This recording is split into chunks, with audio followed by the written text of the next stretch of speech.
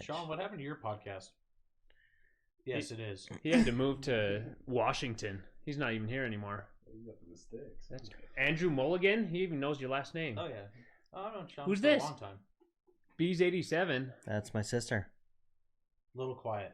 How about that? Dude, All right, we're going live. Here we go. Anyway, Chinwag, episode number 5. 5. Open mic. Open mic. And we have to clear up a few things from the last podcast. Absolutely.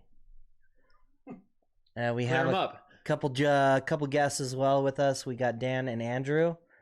They're going to talk about, we're not sure yet. Every and anything. We're gonna talk about Everything you and holding this anything. phone for the I'm holding entire a phone. podcast The right entirety here. of the fucking You know what? Can we get some kind of brace? He's going for holding a phone. What is this? Instagram This Live? is Instagram. Instagram Lives right Just here. prop it up. that? I would love to, but I got to charge it because, Jesus Christ, Sean. and there's no easy way to have it. Okay? This is the life I live. Here, can you do this? Can you Yeah, like, set it? you touch it last. Sideways. we Perfect. go. Yes. Perfection. Check it out. The IG is getting the ceiling view. It'd just be Andrew and I. Guys Podcast. To send down Be half the podcast. some, what does that say? Send down some. We're still setting up stuff, guys. Bear with us. No, Dan. Send down some mounts. Yep. Well, Yeah, we do. Actually. it's a work in progress, so There you go. don't judge. I'm cut Just out, but it's all right. I'm glad you guys are here. Whoever is here, everybody squeeze cheeks, okay? We are. We're cuddling around the mics in here. All right, so what do we got to clear up? We got to clear up a few We got to things from clear the up last a couple things. from the last podcast. So the last we talked about murder. Susan Powell. I mentioned the fact that they found the bones of Susan Powell. Well, they didn't. They didn't. Somebody I worked with was like, "Hey, get your facts straight, bro." And then I was like, "What are you talking about?" And of course, it was Alex. You know who you are. They talked about they did not find those remains yet, and we said they found the remains in a well, which turns No, out a mine. not factual, but Not true. it's okay. You know what? Maybe they found her on a mountain. They will find her eventually. 100 years from now, who knows? We'll see. She's gonna be Jimmy Hoffa 2.0. out here. Jimmy Hoffa 2.0. So yeah, which actually contributes to our whole theory about being able to get away with murder much easier than you expect because they still haven't found They don't Susan even- Powell's body. They think it's one person. It could be someone completely different. So with enough money, you can get away with anything. Yeah. That's true. money. Especially if you kills just kill everyone. yourself immediately after. Yeah. Any suspicion. Yeah, Easiest burn the way house out. with your kids in it. And what do they got to go off at that point? I watched like one of those videos. I wasn't really like super like drawn in by it, but I was like, oh, they're looking for it. Then the first like hour of it was just them digging, and I couldn't be bothered to watch that. So I skipped about 3/4 of the way. You got to bring through. the archaeologist team out to find this I person. mean, like they dug. Did you watch any of the videos? No. of it? No. They dug. I want to say it was something like 80 or 90 feet down into this old like filled mine shaft. To find, It's down- For Powell? Yeah, well, and then they're doing it again somewhere else. I feel like you guess. could dig any well 30 to 40 feet and find somebody. yeah, no kidding. And who knows who it is. There's a whole lot of remnants out there. Yeah. Yeah, we just had to clear that up. So they still haven't found. So in 13 years, they haven't found the remains of Susan Powell. So if there wasn't any suspicion, if he didn't kill himself, he'd still be getting away with it. Mhm. So Absolutely. Well, It's back easy. to how long's Hoffa been gone for? What, 60 who's years? Hoffa? now? I haven't Jimmy heard. You've never heard of Jimmy Hoffa? No. Yeah, I've heard of I him. think I, that's- don't know his story as far as I mean, I think what's The what. only reason I really ever heard of this is my mom referenced it one time, and I've like kind of looked into it. But I guess the mob supposedly killed him and dumped him in the East River or something like that. But that was 1970 Make that something. I bigger? think. It was probably 50, Yeah. 60 years ago Yeah. at this point. Making adjustments. Making some adjustments. Making live. There we We're go. going live Boom. here. Doug, 90 feet down, looking for drama. We talked about the local car Who's that? scene. Who's that? Sean. That's Sean. Who's Sean? Who's Sean? Sean Shreve. Let's light it off real Oh, quick everybody here, Sean. everybody knows who you are, Sean, except for Chris. I don't know who you are, Sean. But thanks for coming in. Sean was the premier powder coat specialist of the Salt Lake Valley. The only one that could ever do a consistent fucking Yes. color. Sean was a Saturday PM drop off and a Sunday AM pickup. No. That was for only specific people, though. Right? I was one of those people. I was one of those I just people. haven't had to have Sean any treated powder me coated for the last good. 10 years. I love 6 Sean. years. I love Sean. There's so much drama with Sean, though. I love it. I That's- love that's- watching the that's- drama in the car scene. That's the best part of it. Sean, you better you don't know me, honestly. you stirred up so much drama. It was so much entertainment. It was entertainment, and then I got my wheels all fresh and clean the next day. This is your powder coater? Mm-hmm. Powder coater until tell he you, powder- moved to Washington. Powder coaters and body shops, hurry up and wait. Yeah. It's Hurry true. up Get and it wait. get it here as quick as you can, and I will let you know when it's done. I like No, when good. people say I suck. It makes me more money. Hate is the best Oh, advertisement you Absolutely. Hate is so much better publicity than anything can else. have. Oh yeah. Yep. What else going on, guys? Anything Oh, yeah, particular this week? All right, so we got Dan and Andrew as our guests today. It was kind of a surprise guest appearance because Chris and I were just planning on doing our own thing today, open mic, but Dan showed up and then he's like, "Hey, my buddy's going to come over." So now we got Dan and Andrew. So we got a full house. We got a ghetto set up here where we're Got a quadrant. we're squeezing cheeks here. Share mics. At least you have 2 cameras. It makes life a little Yeah, bit 2 easier. cameras works. It helps. It helps make it better, but you got to be comfortable with the person next to you. Google They got the range for us, I'd yeah. say. Google More or less. Analytics tells all. Yeah. Yeah. I feel like the previous week we talked about a lot of settling, which was 2 weeks ago, and a lot has changed since then as well. Jared, in fact, settling as far as he was starting a new job, and it turns out he started and took the job. And why don't you tell him what happened, Jared? A lot of stuff. So I work for Walgreens, and I had an opportunity to take a new job. $12 an hour raise. So substantial. Over the course of a year. Honestly, you know, it's hard because I don't want to talk shit on like companies and situations and things that change, but we talked about settling with companies and with Walgreens. I was what do you say? Walgreens is my favorite place to buy Plan B. Plan B. Hey, Sean, you know Costco is a third of the price. No, it's actually You know, less on than the that. It's $3. The at other Costco. side of Plan B is condoms, so I you hope- could I just hope wear Sean some has of a those. Costco Yeah, card. so Ain't yes. no way Sean's putting a condom on. I do work at Walgreens and I do sell a lot of Plan B. I'll tell you that for sure, especially around Valentine's Day. You know, speaking of Plan B, the I saw opening window. a video recently. I don't know how true it is, but people were doing pregnancy tests, and inside the pregnancy test, they would crack them open, and a Plan B pill falls out. No, That has to have been from TikTok. no, that's like- Yeah, it's like a- that's- it's It's like, hey, you're it's like a- pregnant. Here, now take this Plan B. So, Two in one. It's a wonder ball of If Plan B pregnancy isn't tests. in pregnancy test at this inside? point, they need to. That's a amazing idea. Like, hey, you're pregnant. Now eat this pill. No, that is a very valid idea. That is, yeah, that's good. no, that's terrible. It's not terrible. It's the prize at the bottom of the cereal box. It's a Cracker You Jack don't- you toy. don't It's have- Now Plan you just B. gotta put on it break in case of emergency. Break in case. If there's 2 lines that show, break it. Yeah. Anyway, yeah. So as far as settling, we talked about me settling with Walgreens and this opportunity with a $12 increase, $12 an hour increase, and I ended up turning it down. I know. I thought you took it, and you were Mhm. like, I started it, and then I did. The I- next thing I heard, you're like, nah, I quit. Yeah. I trained for about a week and a half, and I decided to stick with the $12 less an hour.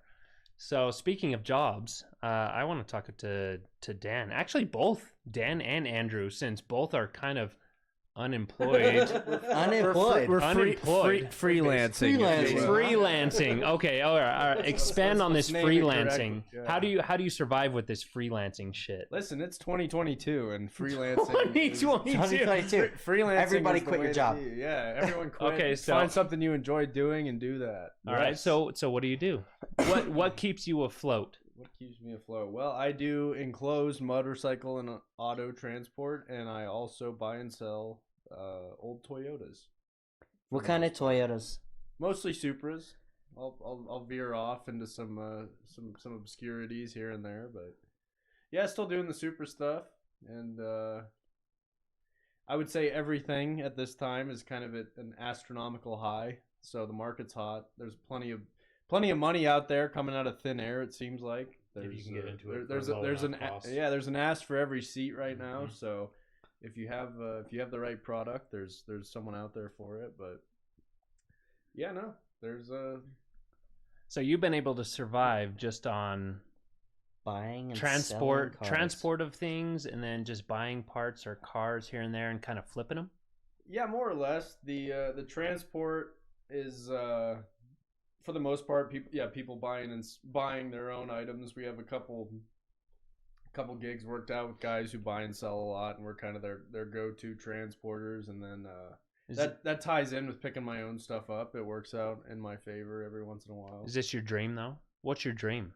Does this make you happy? I think everyone's dream is total financial independence and being able to do whatever you want whenever you want. So. I've seen the cars you got, and it seems like you can sell one, and you're pretty much okay for a little bit. Well, yeah, you got to find the right cars though, and that's where you weigh what all are you going to put into this car, which is particularly hard right now. It's difficult, and that's where I like cars that I don't have to do anything to. I like a car that's just a guy who says, "Look, I want rid of this thing. I don't have the time to deal with selling it. I don't care to, it's a part-time job selling a car If you, anymore." you don't mind saying, where are you exactly finding these people that are just get rid of it? This has always been the case. It's the best deals are word of mouth. It's when someone hits me up and says, "Hey, look, I've got this car. I need to get rid of it. I heard you're the guy that's going to make this the easiest for me." And my time is worth more doing other things than it is trying to sell this car for the most I can. So give me this much money and it's your car. Do you feel like you find people that are in tough situations where you get a deal? It's a mixed bag. Sometimes it is. Sometimes it's hey, I need to get rid of this car. I'm in a pinch here, and sometimes it's just I don't care to deal with. I want another one. It's like, look, I got this opportunity. A quick hassle-free transaction holds a lot more value to me than dealing with a bunch of idiots for 2 weeks. Yeah. Facebook Marketplace sale, trying to that could be a whole podcast in and of itself. Yeah, that really could. We could just sit here going through I've been trying to Marketplace messages. I've been trying to sell something on Facebook Market for months now, and nobody cares about my Ducati Street Fighter. Come on, man! It's getting warmer and better gas mileage. Nobody wants to buy your shitty bike, all right? It's an amazing bike. I love it. I don't even want to get rid of it. But I want to get rid of my Hypermotard. Huh. Talk about poor Italian wiring too. All right, so we have somebody watching us live on Twitch that asked about our thoughts on no bra. Sorry, brother. Oh, it's your sister. No bra. It's Chris's what? brother. She says small boobies. The bra is just uncomfortable and let me tell you something. We're gonna go back to this 2022 era. 2022. Titties are old news. All right. This is my sister, so it's kind of awkward, but we can talk about it. You can't. All right. Yeah, we'll chime in here. Yeah, it's my sister, so let's be gentle about it. All right. I couldn't give less of a shit about any of it. Yeah. Do whatever you want, as long as I don't have to deal with it. Do as you please. let him sing. Let him eat if you want. Yeah, exactly. But I don't know. I think that's again, like Dan said, it's 2022, and I mean, I feel like a lot of people have adopted the idea that as long as I don't have to deal with it, it's not really any of my business. Or as long as I can take it for face value, then that's all fine and well. Do as you please. Live your life. I don't know if you want to let anything. If time is limited, if you want to be cutting through your shirt, or if you want to be headed to church on a Sunday, do your gig. You say cutting through a shirt until you're hanging out with your brothers. Well, that's a conversation that I'm an only child, so I don't have to have that conversation. Yeah, fortunately, I have no sisters. I think it's a difficult time for having sisters or daughters. I got a couple daughters, and they're fun and hard as hell. So Yeah. I think boys are easier, or excuse me, I think girls are easier on the upbringing. From like infancy to, Men are easier on the finishing. and then boys are, and then I think it's a trade off. It's where do you want the difficulty? Well, not where you want. It's It's all where does it come down on you? There's no choice. Is in it that. harder to have kids versus just put a condom on? Well, I don't know. There's a lot of alternative. Alternative methods. I love my kids, We don't but necessarily need condoms holy It anymore. all comes down to your shit. level of self-control. Yeah. Your pull-out games a week. Get Pull out out the games. condom. Pull-out game. Put a Pull-out condom game doesn't on. exist. Come on.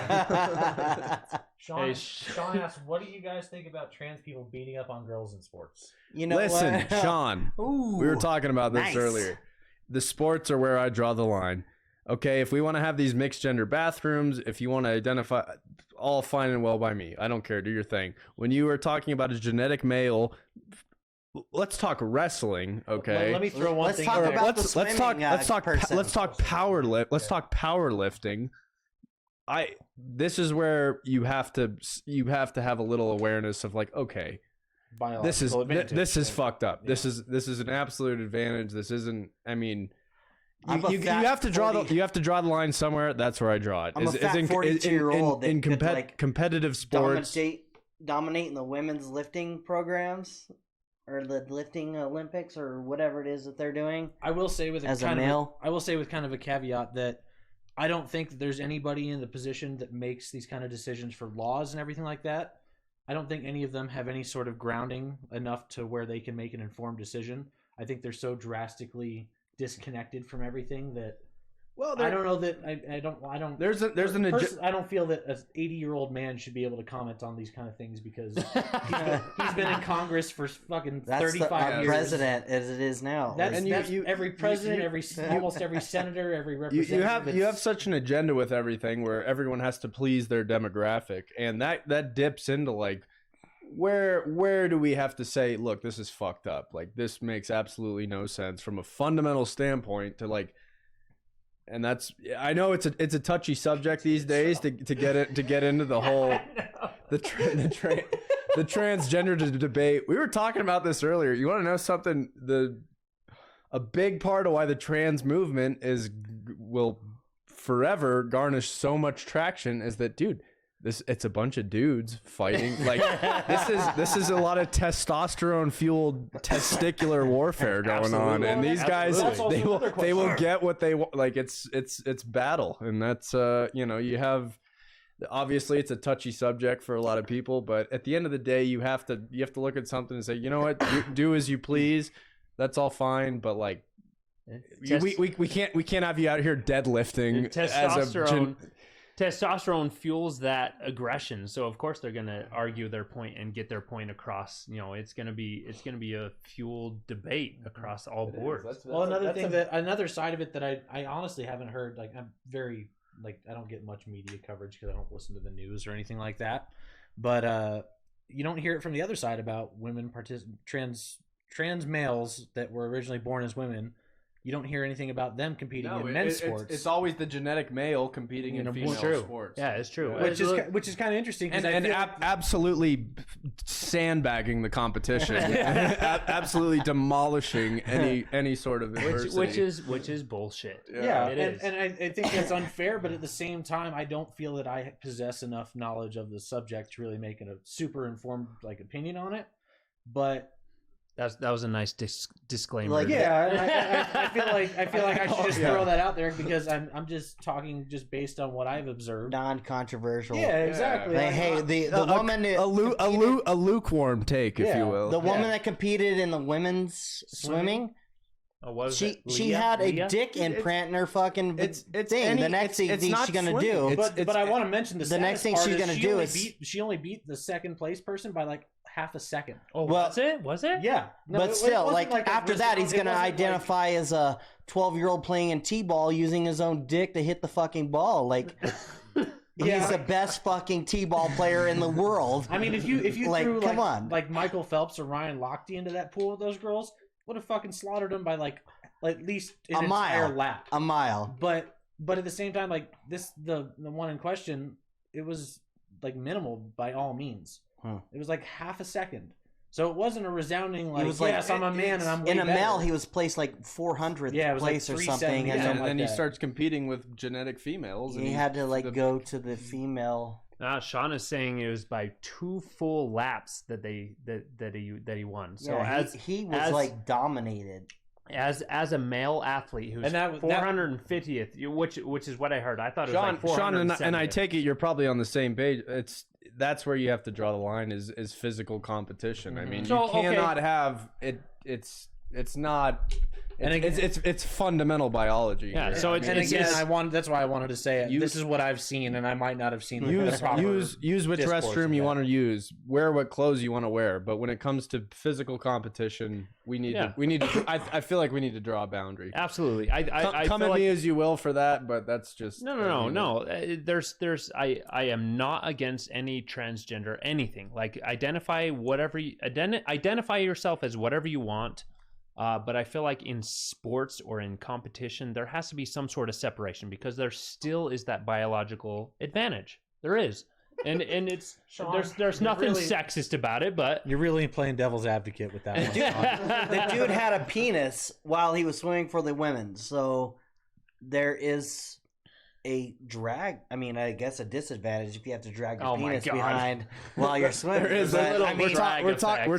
we're talking weight savings I mean, here. so like this is what we're talking about at a professional level. What about the law that Utah just passed? I don't know if it passed the House or the Senate or whichever, but I know it got vetoed by the governor about trans women born as males competing in high school level sports, which that almost seems more pressing than like at a professional level because these are people that are primarily I would regard as pre-operation right, but according to every outlet that I've seen, local news outlet, there's only 2 people that are being really affected by this entire scenario.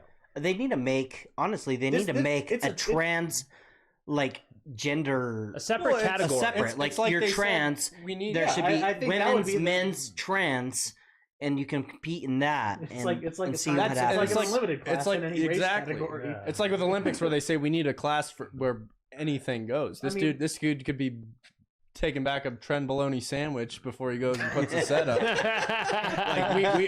where any performance enhancing drugs are perfectly. They need that too. They need men, women, trans, and all the drugs you want to take to Everything. compete. We want this dude so sauced up that he is like, yeah, it'd just be cool to see. Like, what are humans actually capable Penis of? is erect the entire time we're Yeah. wrestling. Well, and that's another thing is that I mean we have a completely separate division for Special Olympics, which kind of begs the question, and not to What does that say? to attribute anything not said here, but why is there not a transgender class in Olympics or any sort of sport? Because I don't think anybody would really. I mean, I'm sure people would complain about it, but as a general rule, I don't think anybody would really be upset about it. I would be great with transgender, and I want a section for like people that are juicing for drugs Just or see what the juicing, human like body baseball can do. juicers. Like, See you know what what? you can do. I I'll wanna take see a all the 700-yard fucking drive. drugs Just a home, and just it's a- hit it's a- all the it's a home runs. home run derby. Yeah, it's like Oh, The yeah. baseball fields are a stretch of like 700 yards Yeah, now. I want to see a 700-yard drive. Yeah. Like, No, I mean, you look at it in the Olympics. They have the Special Olympics. They have the separate category That is- for yeah. a different. I mean, so do that. Do a group that could transgender argue to category. be- They Look, could hey, limit it. you're a Like, you're a genetic female and you want to compete against genetic female. By all means, Yeah, absolutely. we have a separate facet Yeah. for you guys to do. You that. don't see. I mean, wait until somebody identifies themselves as handicapped, I and think they're that's- going to compete in the Special Olympics. That's bullshit. Special. Yeah. and that's another thing is I think everybody looks at it too much as black and white and not as more of a grayscale where you can have these compromises and differences of opinion where it could all still be included. It doesn't have to be male or female. You can have these other classes where people identify, and I don't think it would really be that big of a difference or a headache to deal with. But I mean, everybody will find some way to complain. But No, it's You can't make society. any- You can't make everyone happy. There's always a disagreement in anything. Well, that's- especially today, society today horrible is beers. so sensitive. Like everything is taboo. Like I Yeah, said, you we're can't- breeding a to have an opinion in this day and age is a Oh, you got to tread so lightly. we're breeding Karens is what I said Yeah. last time. But more on that. You as know, a far big as, part of this, there's too many people with a say. Okay, social media has given far too many people a voice that they should not have.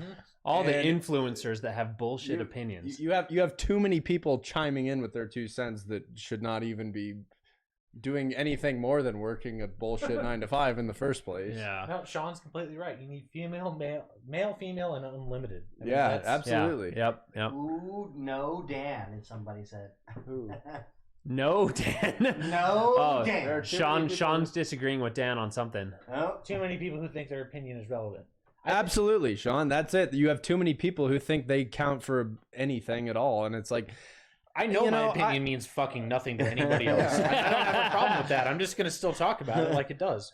But I know that. I have an inherent ability to recognize that I don't mean shit to anybody else on this planet. Nothing wrong with that. The problem is a lot of people think that they do matter, and that's like you're saying, that's the biggest problem. like a tractor pull. That ties in, automotive. It's a drag racing class where you're allowing full chassis cars, 3/4 tubed out, 4,000 horsepower in the same yeah, exactly, in the same class as stock chassis, IRS. Yeah, it's a complete abomination of any kind of standard in competition. It's just.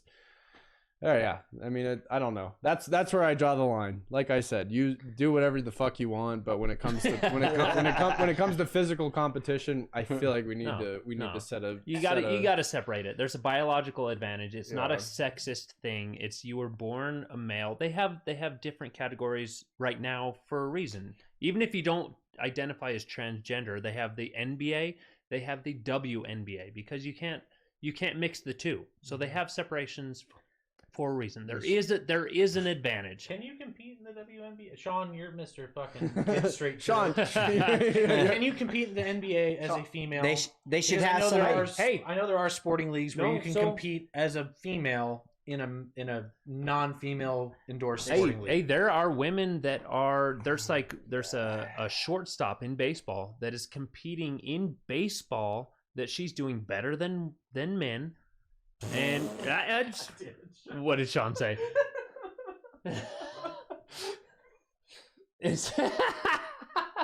I'm not repeating that because I'm not gonna have that be found anywhere on the I mean, internet. they should stand there But with like scissors. If maybe. you're gonna compete as a woman, we're gonna chop off your dick, and the balls. Well, I think the biggest problem is that they want to address this almost immediately when this has been a coming problem for the last at least decade. I know. I mean, the transgender movement has been a thing for at least the last 10 years, if not more. I mean, Sure. that I've been aware of it. I'm Sure. only 24, so I can only comment on that to that point. Oh, you're so young. I know. Fuck. But I mean, it's just like, and this is a horrible example to compare it to, but like they're trying to figure out the problems with traffic in Little Cottonwood. This has been a problem for the last 30 plus years, but they've just decided now, let's just build a gondola. Or you could have started building a third lane or like snow enclosures Right. for the last 30 years. It's been Right. a problem. Like Salt Lake's like we're booming. We have a huge amount of growth, but they've just dragged their feet until now, and then everybody wants them to finally make a decision, and they're trying to scramble to make it. I think this is something that's going to take a long time to actually create like all-inclusive.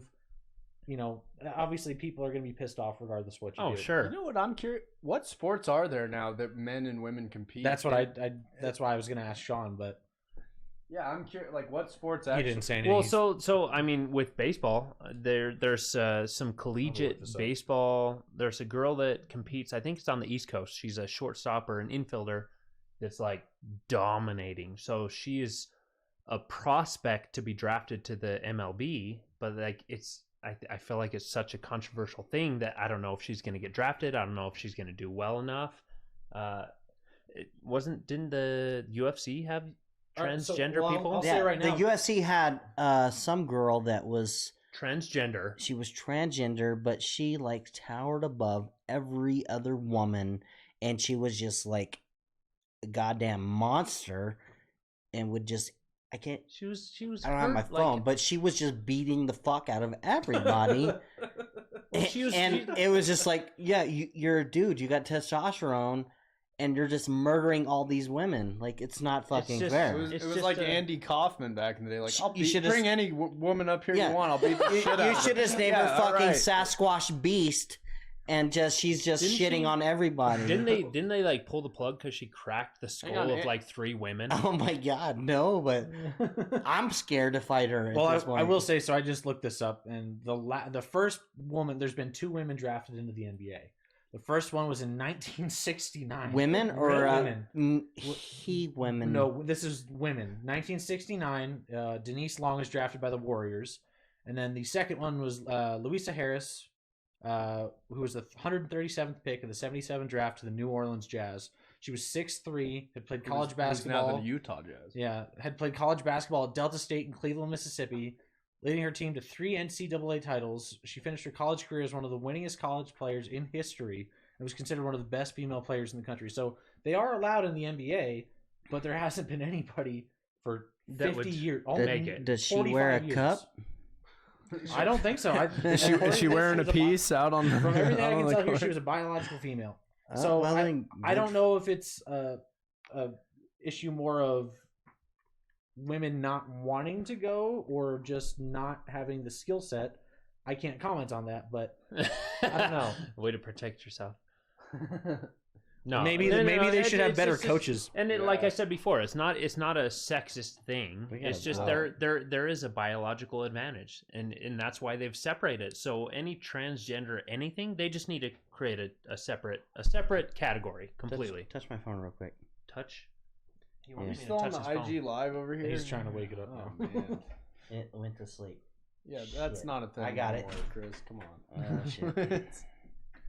But no, I think that's just it brings it into a was, question: Are they inherently that much worse at playing basketball, or do they just not They're- have the they're- same coaching as men do? There are a few debates as heated as the the transgender right, and like I said, I guys, believe they all deserve every for- right they have, but they should also have their own place where they can showcase their skills. where they can consume. exercise such rights, and that The whole time. Jesus Christ!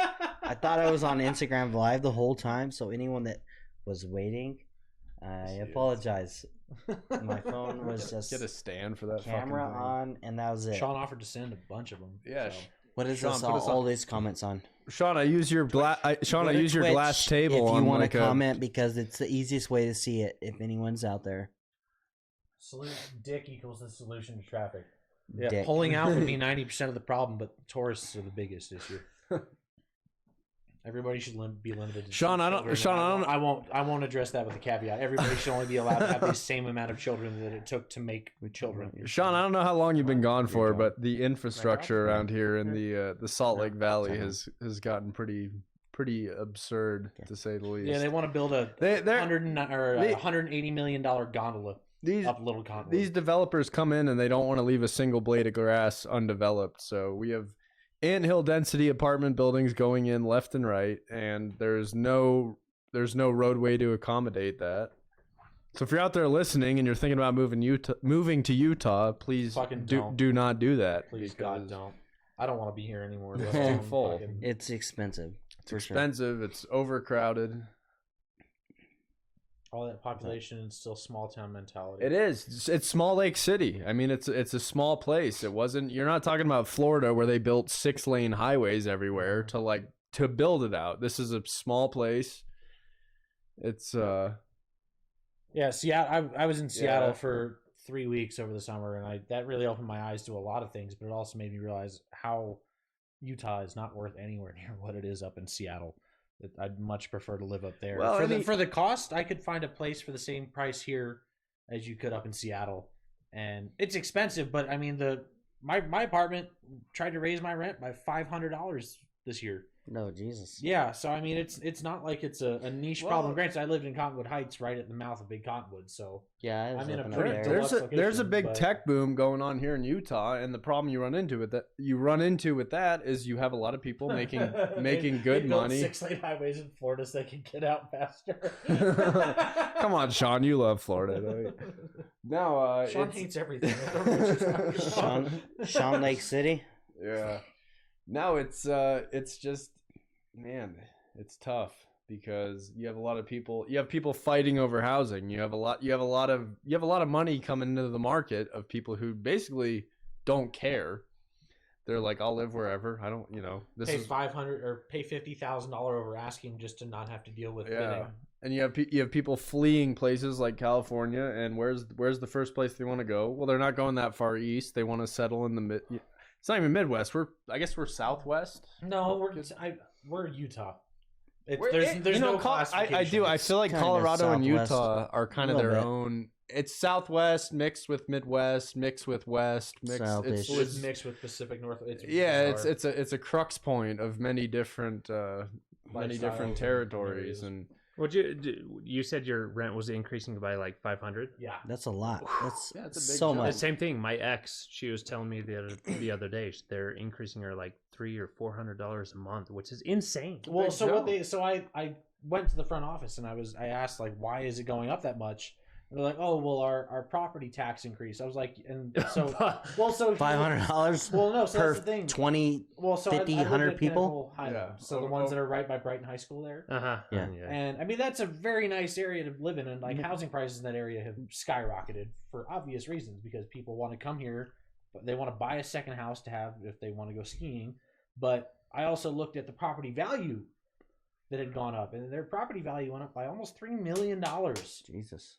So God. I was like, yeah, obviously it's not- property it's taxes went up. anyone who bought a house for that matter, any appreciating asset within the last half decade No is shit, you're gonna well have to ahead pay right more. now. Yeah. Anyone who bought a house, anyone who bought an appreciating car, anyone who bought a stainless Rolex, whatever it may be, we're in a period of hyperinflation right now, and Yeah, the market's insane. a gnarly correction is coming. We don't know when. We don't know what's going to be the tipping point of before it. before the trend was every 8 years we would have a crash in the market, and We're about 6 years overdue for that. We're so overdue let's- big time. Hey, looking at my like 240 SX, my 1990 240 Don't you SX. Hey, fucking get me started on this- that. no. This I bought this car for $2,000, and I have somebody that said get somebody to buy it for 35 grand. I did 2JZ swap it, so I have a Supra motor in it.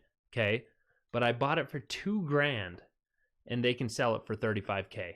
This guy, let me tell you something. This guy bought a 1997 Toyota Supra, so a desirable car, a car that has been on an appreciation slope since it was new. This guy bought this car. He put a built motor in it. He put a new fuel system in it. He put a new ECU in it. He put a wide body kit with all accommodating paint and bodywork I that goes cut the along with fenders. that. This guy comes out ahead when it comes time to get rid of the said car, and Which is unheard of because you put aftermarket parts in something, you cut you don't get the it quarter back. panels, you don't get that money No, back. that's the rule of thumb with Oh. modified cars is listen, you're doing this for the love of this Oh, car. the love of the car. Don't expect to get anything back out of this. Like Whereas that Mark IV the other day. yeah, nowadays $15,000 for a Mark you IV have GTI. you have people Yeah. that buy a bullshit car and they make it cool and they somehow come out ahead on it. Absolutely. And it doesn't make sense from any But Not like at you all. said, there's a Nope. seat for every ass. there's ass for every Ass seat. for every seat. That's More or less, but yeah, there seems like there's a lot of fabricated wealth right now. absolutely. Cars It seems as though money is falling out of thin air. traditionally cars are the worst investment that you can make. You drive it off the lot and it's worth half the value. Whereas right? now, Last if you 2 can years. get a dealership to sell you a G-Box Mercedes brand new off the lot, you can drive it to your house, take pictures of it, and sell it for double. sell it for 30% more than you paid for It's it. absolutely insane. It doesn't make sense, and I mean, even my commuter that I paid $8,000 for 2 years ago, I put it on fucking KSL for fucking 10 grand. I had like 400 messages about it. Yeah, yep, Yeah. absolutely. Speaking of messages, I just sold my truck, and part of our settling podcast back then, I talked about wanting a Tesla, and An electric vehicle. I made the jump, and I bought a Tesla. Was it worth it? I like it a We'll lot. find out in What about was 6 it worth years when it? he's got to put batteries in it. yeah, we'll I find out when it goes into a lot. I was When it- putting $400 in gas a month into my Dodge Ram. Oh, yeah. So if you take that Dodge, all that gas, and you just put it into the payment, like literally, I'm paying $100 more for a way nicer vehicle, Mhm. and yeah. It's fucking sick. Hey, I'll tell you guys, that was my first ride in a Tesla. It was a P85. What year is it? A 50? It's a 2012. 2012. That was my first ride in a Tesla. I was impressed. It's different. It doesn't quite. It's different. It's too quiet. It doesn't quite scratch the itch for me. You know? I like something that's knocking the tires off in fourth When I gear. took the traction control off, you could hear something. At least. Like it was the wheels. No traction control. It's good. You get a little like electronic whine, and you hear the batteries some working. torque, but yeah, no, it's different. How's it compare to your Sean, weren't you going to buy a 100,000 Tesla forever ago? I could have sworn you said I remember you saying you wanted one a long time ago, but I don't know. I feel like Teslas are definitely kind of a different part of the market because they were the first to actually bring in. I mean, they have had Nissan Leafs and like all these other small little electric cars that have just been boring. But you have a Tesla, which has a Tesla's cool. Tesla is perhaps a status symbol at this point. I don't know. I mean, it's up there with I'm so bougie. Yeah, you got your Tesla. Look at this guy. Over All here. right. So you got the Tesla, but you have a lot of other manufacturers that are making electric cars. They're coming out. yeah. So who's P90D and he had 54 weeks and sold it for 10,000 or 11,000 more than he paid. Yeah. Yeah. So I mean, everything. The market's crazy. Everything's selling for more than it should. It's ridiculous. Here's right the now. issue with the electronic cars is that people don't. I mean, yeah, there's this whole well, it doesn't use gas. Well, yeah. Okay. Do you know how destructive lithium is to mine? Do you know that there's no way to like eco-friendly dispose of I only lithium? bought it No. because it's fast. Yeah, I don't care Chris, about. when's the vanity plate coming? When are you gonna get? You got it. I didn't do it for the vanity or the fucking ecosystem or all that bullshit. I bought it because pouring $400 in fucking gas was ridiculous. $100 more to have a newer, way fast as shit for the price. Oh yeah, and that's where it makes sense. And like I plug it into my car every day I wake up, I got a full tank of electricity. On paper it looks great, but Yeah, sure. And I will say at the same time it's completely unsustainable. I like it a We lot. can touch on this more, but 80% of Tesla drivers in Utah, especially a Model S, not a Model 3, they look like Stanley Tucci.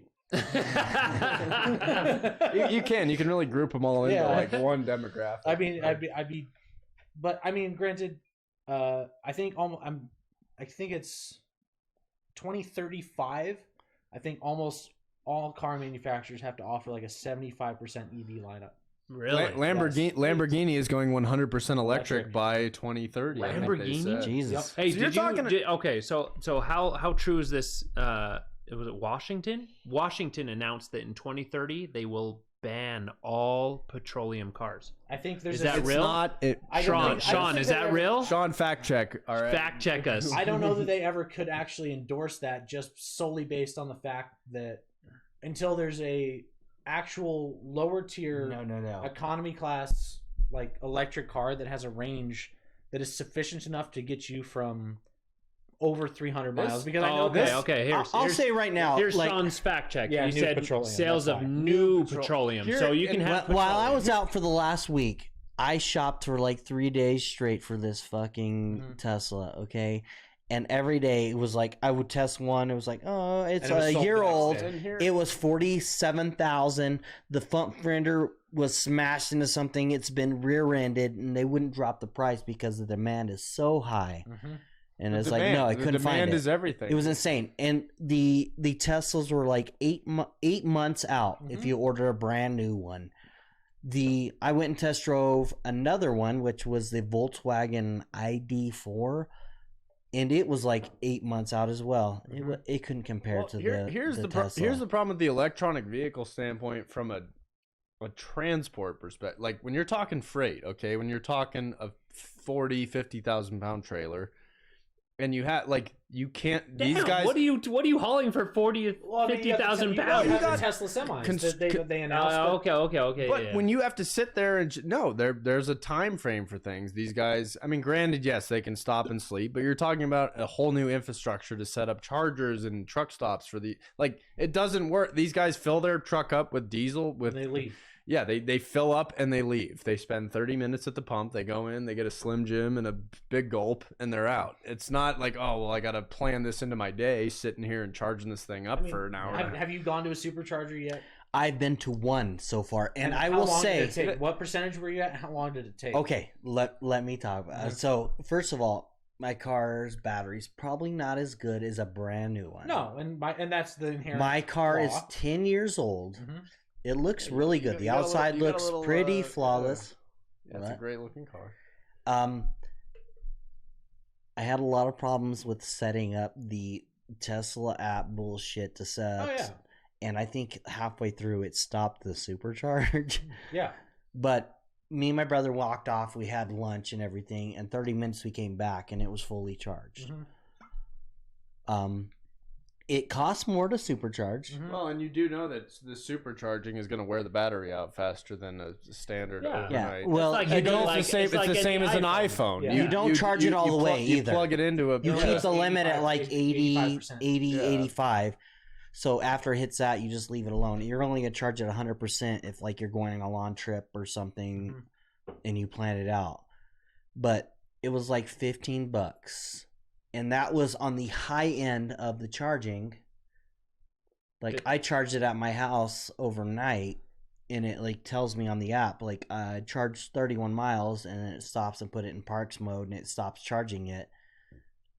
Okay, And, so $15 right now. That's right now. That's 3 gallons of gas.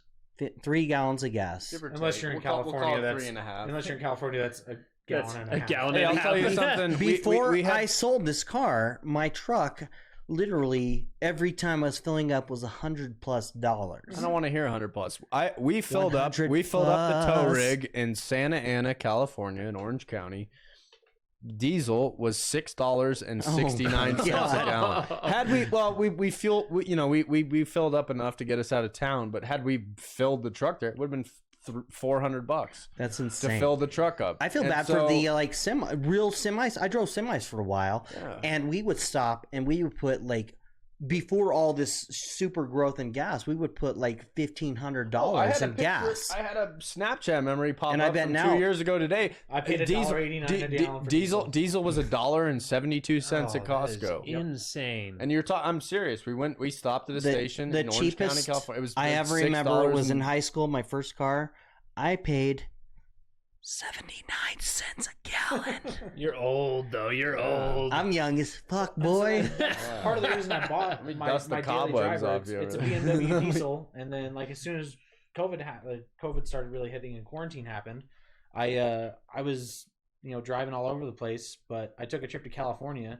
I made it from here to California on about I spent probably $60 total to get to South Lake Tahoe, California. I made it back at about 90 miles an hour the entirety of the trip on one tank of fuel, and it cost me $45 to get back from South Lake Tahoe all the way back here. But Sean, I will say something that you said that is a flaw. I understand that you do, as long as you only charge it at use the supercharger up to the 80% and then use the standard charging rate up to the 100%. I mean, that's been a thing with batteries for the last 30, 40 years. But that's an inherent flaw of a lithium battery, is that it does come to the point where it does become a serviceable item. And that's where the cost really comes into effect. And there's no safe or environmentally friendly way for you to actually recoup There are that not loss. good service options for a lithium battery. However, going Yeah. forward, I'm really hoping that there's a better and more efficient way to actually Hey, store hydrogen. electricity. Yeah, hydrogen. Hydrogen's one way, but I don't possess a strong enough knowledge of No. elemental Oh, no. elemental stuff like that and chemistry. But I think this is something that's going to have to develop over time, and I think a lot of it is attributed to large oil companies kind of neutering a lot of this technology over the last 20 years. This is So- something we can touch on too. We all see the "I did that" Joe Biden stickers on pump. Toyota had a hydrogen people- car, do but people- where are you going to fill up a hydrogen car? Do Because people not realize that the administration within has little to nothing to do with like consumer gas pricing? I think the general public doesn't understand that, but they just want to find somebody the that can, they can general blame for it. there's a lot the general public doesn't understand, but like It takes a 10-minute Google search. It's a lot of manipulation in place, and it's there's a lot of fudging going on, if you will. Sean asked if Andrew knows what hydrogen is. Yes, Sean, I do know what hydrogen is, but do you know where the only hydrogen fueling station in the entirety of the state of Utah is? It's right off of 90th South near the Double Mavericks. There's a Maverick that has 2 gas stations across from each other. I'm aware of how hydrogen fuel cell works to an extent. I have just grown up in the early 2000s and 2010s, but we got youngins on the right hand side of the screen. We got the old people, and then we got the young people on the left side. We got the fresh brew. Talking about I'm young. No, Sean, I completely agree. Hydrogen is not really a tangible asset when there's no infrastructure to support it. But when was the first electric car made?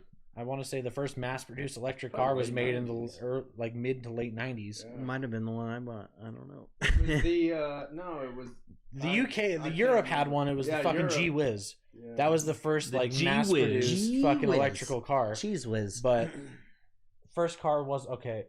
First car was not electric. The first car, that's first mass-produced car. Sean, I'm not a fucking walking encyclopedia. Yeah, Sean, we don't have Google going right here. We got before they were gas. Cars were electric before they were gas. I'm fucking 24 years old. Eat my ass. I'm trying, bitch. Yeah, come on. That's why I said I don't possess a complete knowledge of everything. I'm not Googling. Listen, John, we got a full screensaver going over here. We probably could be if we really wanted. But no, I ain't Googling shit. Yeah. It's great that the first car was electric, but the first car that ever meant a shit was fucking Carl Benz's fucking half horsepower fucking internal combustion diesel wagon. Model T. No, it was a 3-wheeled fucking wagon that Carl Benz, who eventually went on to his assets, created Mercedes-Benz and Daimler-Benz. But that was the first mass-produced, quote-unquote, motor-powered vehicle. And then Henry Ford mastered the process of mass production. Hey, listen, I do know that. Say what you will about Henry Ford. The man was an absolute industrious. I'm sure Eat my ass, Sean. I'm not talking about TikTok and Tide Pods. Suck my dick. Tide Pod. Tide Pod challenge. Let's go. No, we both use TikTok just because my brain needs stimulation at 4 a.m. Now back to Henry Ford though. Let's talk about anti-Semitism. Yeah, let's dip into anti-Semitism here for a little. That was a tweet I saw. I was like, oh, what other cool beliefs did he have? Well, wait till you hear his opinions about Jews. Yeah, the Mormons had it's it like right. the Family Guy where they pull Walt Disney out of the ice chamber. Are the Jews gone yet? Hey, easy there. Dan's part Jewish. Yeah, a little bit. We'll give it a quarter. Chris needs a screen, a personal screen, because he can't read it from this far. You need half-inch thick fucking readers. That's the problem with the left, the right side old people over here. Hey, I see just fine if it's this close. I can't see shit at any distance. It's fine. Both nearsighted and farsighted. Yeah. So. How old are you guys? I'm 24. I turned 27 at midnight yesterday. Oh, 27. I thought you were younger. younger. Older than 24. You just look younger. I do. I could pass for 19. Yeah. He never gets carded anywhere we go, though. I don't know how. He's too cute. Everybody's like, I'm not gonna. The beard's the only thing that's ever saved me from getting carded. I shaved it the other day because I got tired of fucking absorbing it when I fucking worked on my fucking. Why do ducks need toilet paper? Tell us. Why do they? Why do ducks need toilet paper?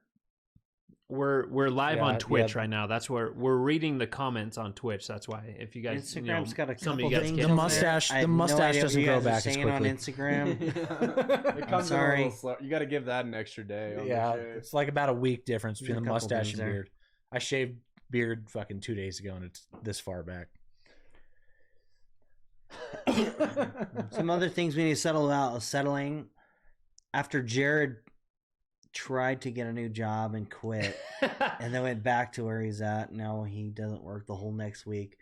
That's the I best. took was a that. power move, if anything. Yeah. I put in my 2 weeks at my It's like, I current quit. company. I lied. Yeah, I told them, I'm like, I'm quitting 2 weeks. So they got all my shifts covered. And then I was like, never mind, I'm coming back. But my shifts are still covered. So I got 2 weeks off.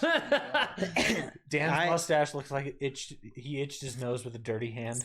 I took the settling podcast as well. I was like, hey, I started looking for the It's not the only jobs. thing I'm itching at. I went and took an actual job interview and did a welding test to find out that they didn't even respond, and I found out that guy was a total dick.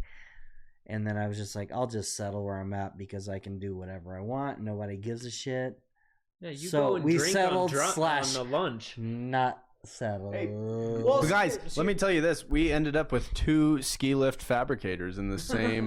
Not a fabricator. He's a fabricator. He's a fabric. We ended up with 2 ski lift we'll call it manufacturers welders to an extent in the same completely unplanned. Unplanned in the same, Yeah. in the If your same ski industry. ski lift falls apart. It's a palma. It's- Hey, it's- this guy that you. It's I guy's feel fault. That's this guy's fault. I feel Right like you here. can both tell us how sketchy ski lifts actually are. You've seen the videos where they like go in reverse and it flings people Now off. here I can commentate on that because Uh-oh. I will say that ski lifts going in reverse, it's called rolling back, and that's 99% of the time attributed to poor maintenance from the resort because they don't pay ski lift fucking lift maintenance technicians nearly enough at any ski resort. I made a much more better amount of money. And that's a terrible fucking word. That's not a word. Much better, more. I made a amount. lot more money than any local ski resort has offered me to come work there. I've got 3 years of experience. My dad has been building lifts. My uncle has been building lifts since before I was born. And I will say that I was offered a job at a local ski resort that starts with a B and ends with Iton. For $14 an hour, which is less than half of what I was making working for Doppelmayr. But you can't. The problem is that in Europe they have laws regarding how long they can actually keep a lift in service. Huh. And after I want to say it's 25 years, they have to retire replace it. I think the first on site, like they sent me because they didn't have enough welding stuff going on in the shop. They sent me out on the field to help construct a lift in Texas.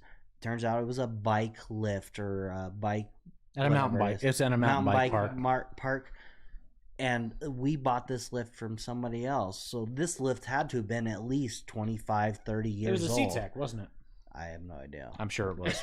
It was nothing everything that we welded. Skytrack is just a and it C-Tech was with a literally- little bit changed. We got a giant truck to just wheel it up to the fucking top So- and then put it in place. So basically, America has no limits on it. Don't trust anyone, okay?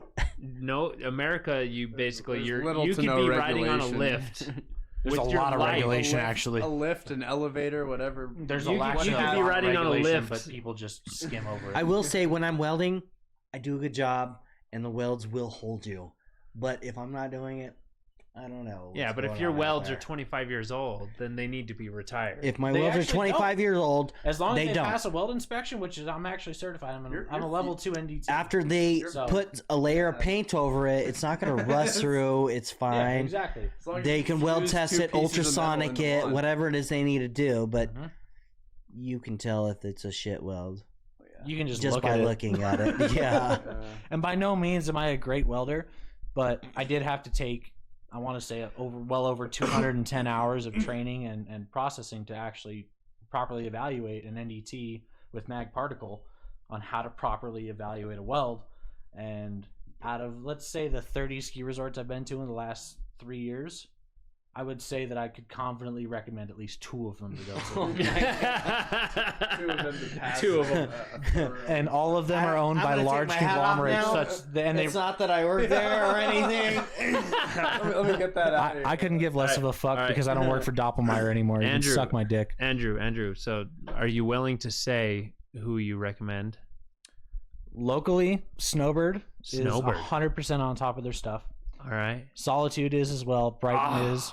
Park every local ski. I take that back because almost every local ski resort, aside from pushback from the conglomerates that own them, are all pretty on top of their stuff. There's Perfect. a couple up north. There's one up north that I'm a little hesitant about.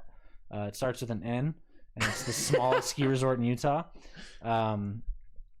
Everybody's trying to do better, but they're trying to find the money to pay people that are willing to work better. The problem is that no one is willing to work.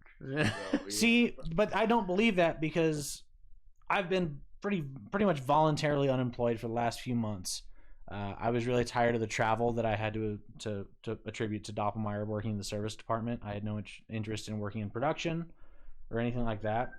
So that's my question. So you're unemployed. Mm-hmm. So what do you do right now to live? I can't comment on that because it might not be. It might not be approved by a lot of people. This might not be Twitch compliant. Oh, okay. Yeah. What do you mean? What do you mean? A lot of people enjoy sleeping properly at night and not feeling back pain. But no, I've actually I made enough money over the last 3.5 years to really set myself up to actually. I kind of saw myself getting out of this industry. In Utah, they will plasti dip. No, you're not lying. It's not plasti dip. It's just really like obscenely like large amounts of polymer paint. So Sean, a plasti dip bowl wheel. I want to bring this back to. Why does it smell like burnt rubber? No, I want to bring this back to Andrew's job. Mhm. What can he not say on air?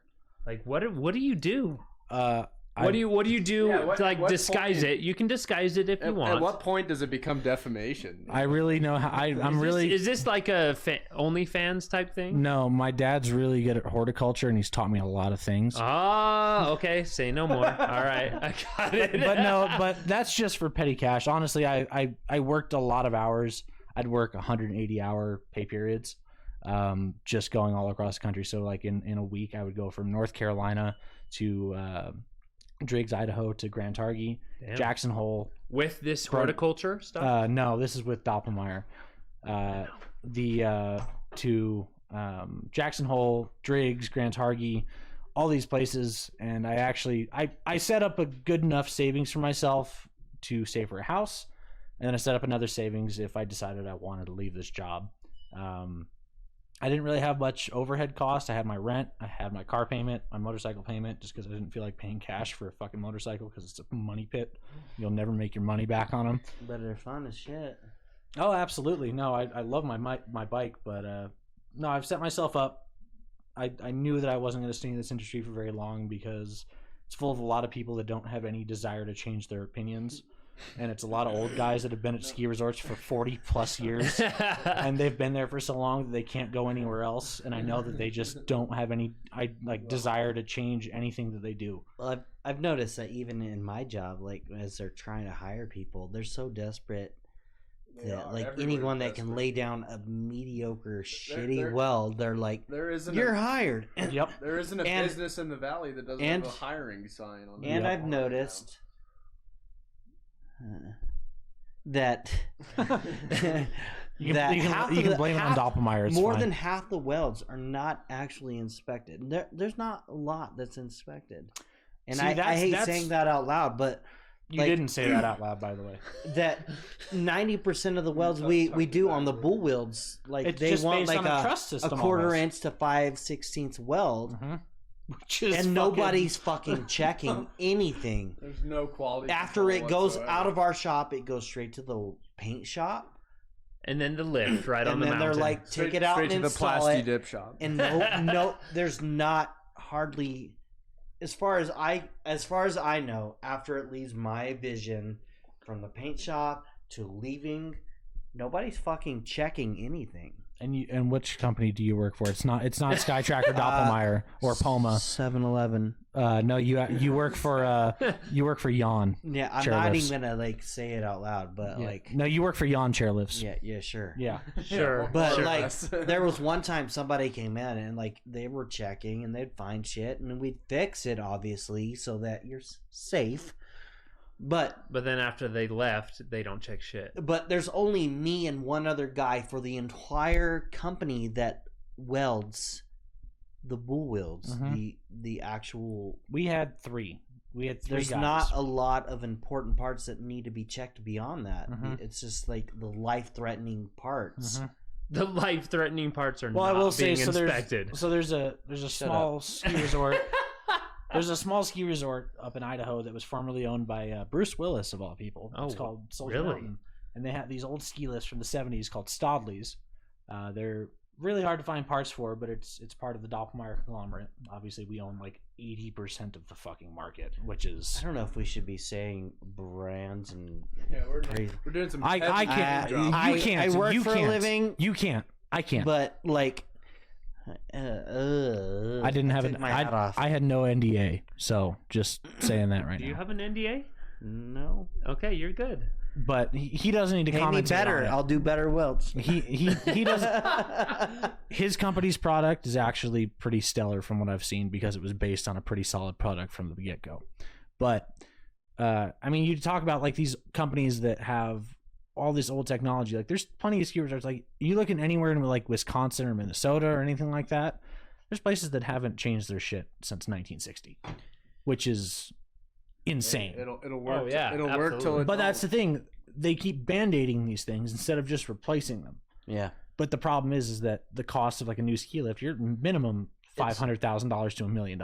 Yeah, easily. And like even the one that I like said that I went out and did, they just bought from someone else that wasn't using it, and they just give it a little like dusting, and then throw it up. A lift that my And company it's built. already like 20 years old. They're like, just All put a that- new spray paint over it and let's put it up. Yes. Put some fresh the- plastic in. Yeah. all the back end stuff that you do not want to hear as you're going up a You're on a ski lift resort. and you look up and you're like, is this shit gonna break? Ugh. I don't know. Maybe. Sean brings up a point. You talked about Bruce Willis owning the ski resort or something. Sean, it's too early for that. He's a national treasure. Relax. Aphasia. So Bruce Willis just had an aphasia. So he's like, he can't he's, I don't know. He's not Bruce Willis just functional right owned now. it. He wasn't in charge of it. I'll say that much. There's nobody that owns a ski resort that's actually in charge of it. Okay, so his aphasia doesn't matter, Write Sean. checks, Sean. They don't. Exactly. They're not Who making cares any- about aphasia? 'Cause But I he's will not say- running it. So that ski resort, I mean, they have, and this is attributed to a lot of ski resorts. There's a big problem in the ski industry where you have these large conglomerates. So you have like the Icon Pass, the Epic Pass, which are owned by Vail. Alterra, Vail, and then there's like the Epic Local Pass and all these places. But they keep buying all these ski resorts, but they are almost unwilling to actually put money into them. So just kind of for reference, there's a ski resort that bought a ski lift from us this last year, which was in, I want to say it was almost $30 million. Top of the line, 6-passenger, really, really rad lift. It has no gearbox. It has no anything. It is direct electrical drive, which is absolutely insane. Well, most of them That's, have that's, like bare, a that's second. bare bones. All of them have like a secondary like. Oh yeah, they have a emergency tertiary diesel drive. or They have a tertiary whatever. drive which you can use to bypass it if the electrical drive fails. But these electrical drives are used in the largest ropeway in the world, which is almost 9 miles long. Where is it? In Switzerland? Thailand.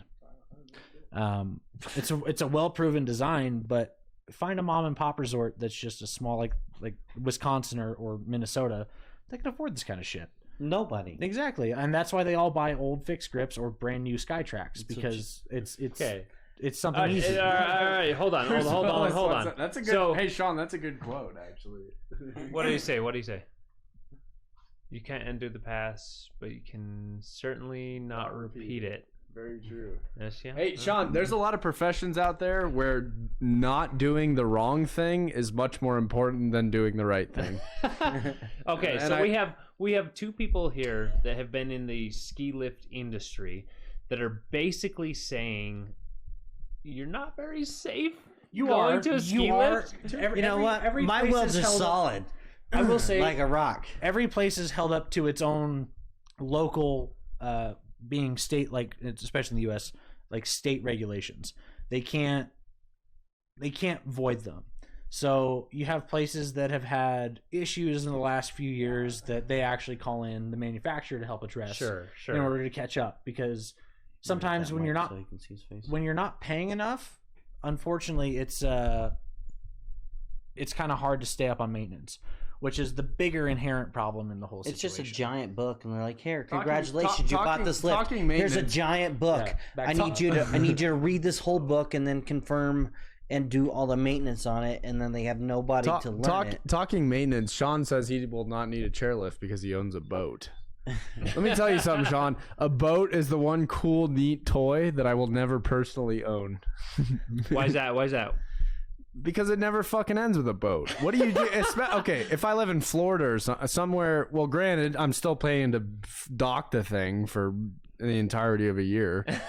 So that offsets the cost a little bit if I'm somewhere, in Utah where I got to winterize the thing for 6 months a year. But there's just... These days, you Okay. don't know. So Sean, the guy that's commenting on our live feed on Twitch. If anybody wants to comment live like Sean is doing, go to Twitch, follow us on Twitch. You can comment during these shows and we'll address you. But he lives in Washington. He sold his house. He sold his condo here in Utah, but he moved to Washington and he bought a boat. So he's gonna buy a boat and do the boat life thing where he can go anywhere. He can drive to San Diego. He can drive across the world basically and go to Europe. Okay, so this is the boat life. So he thinks he's Sean's bougie. a little hoochie, of course. He's that'd a little be- hoochie. Of course, he has a boat. There's no easier way. Joke. I'll cover his butt crack. 47 foot. Oh, he's just bragging about his Oh, boat. come on. I'm a big Give deal. me a 20. Hey, give me a lots 24 of foot Malibu. mahogany. I'm chilling. Bookshelves and books. Sean, you can't drive that boat to a car show. Come on, bro. Oh, he's got the van still. Have you seen his dad van? Which vans do you still have? I remember the Sienna and the Honda. So it was this guy- it was this an guy- Odyssey. He had the Odyssey. He had that forged crank Odyssey. Lies. So the guy that we're talking to on Twitch that's talking to us, he's in the van game. So dad van. So he modifies vans, which is actually pretty sick.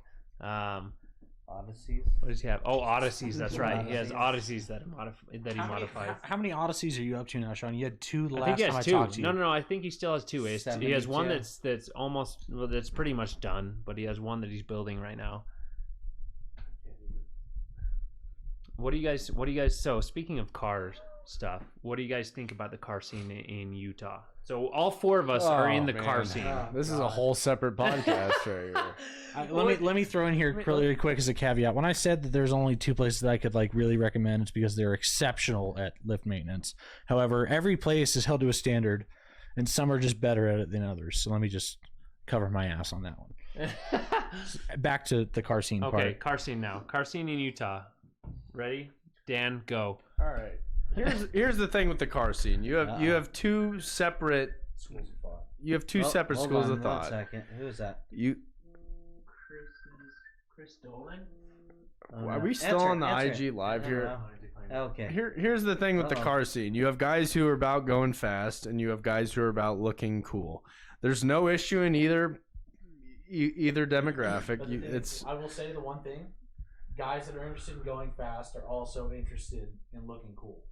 Yeah, no, I mean the other way around. you got to look cool I doing want to it, be and cool while I go fast. you have very separate entities. There, it couldn't be more black and white when it comes to the car scene. I mean, you have two very separate groups of people. Utah is small. Utah is it's getting bigger, but it's a small place, and so you have a lot of intermingling within I this. feel like I'm on the bottom end of this whole, as far as being two different groups, because there's groups. Well, that, okay, anyone that's got a very high-end car. I Outside, mean, they're kind of snooty. and they're outside, like, I have a outside of the Fucking fast, Supra. outside of the fast But and the hey, not it yet. looks cool guys. You have a whole group of I don't give a fuck. I like cars, and it is what it is. But it's so small. Everyone knows each other. That's the thing with you. Everyone knows each other. There was a Everyone car knows meet someone. today. Yes, Yeah. it was terrible.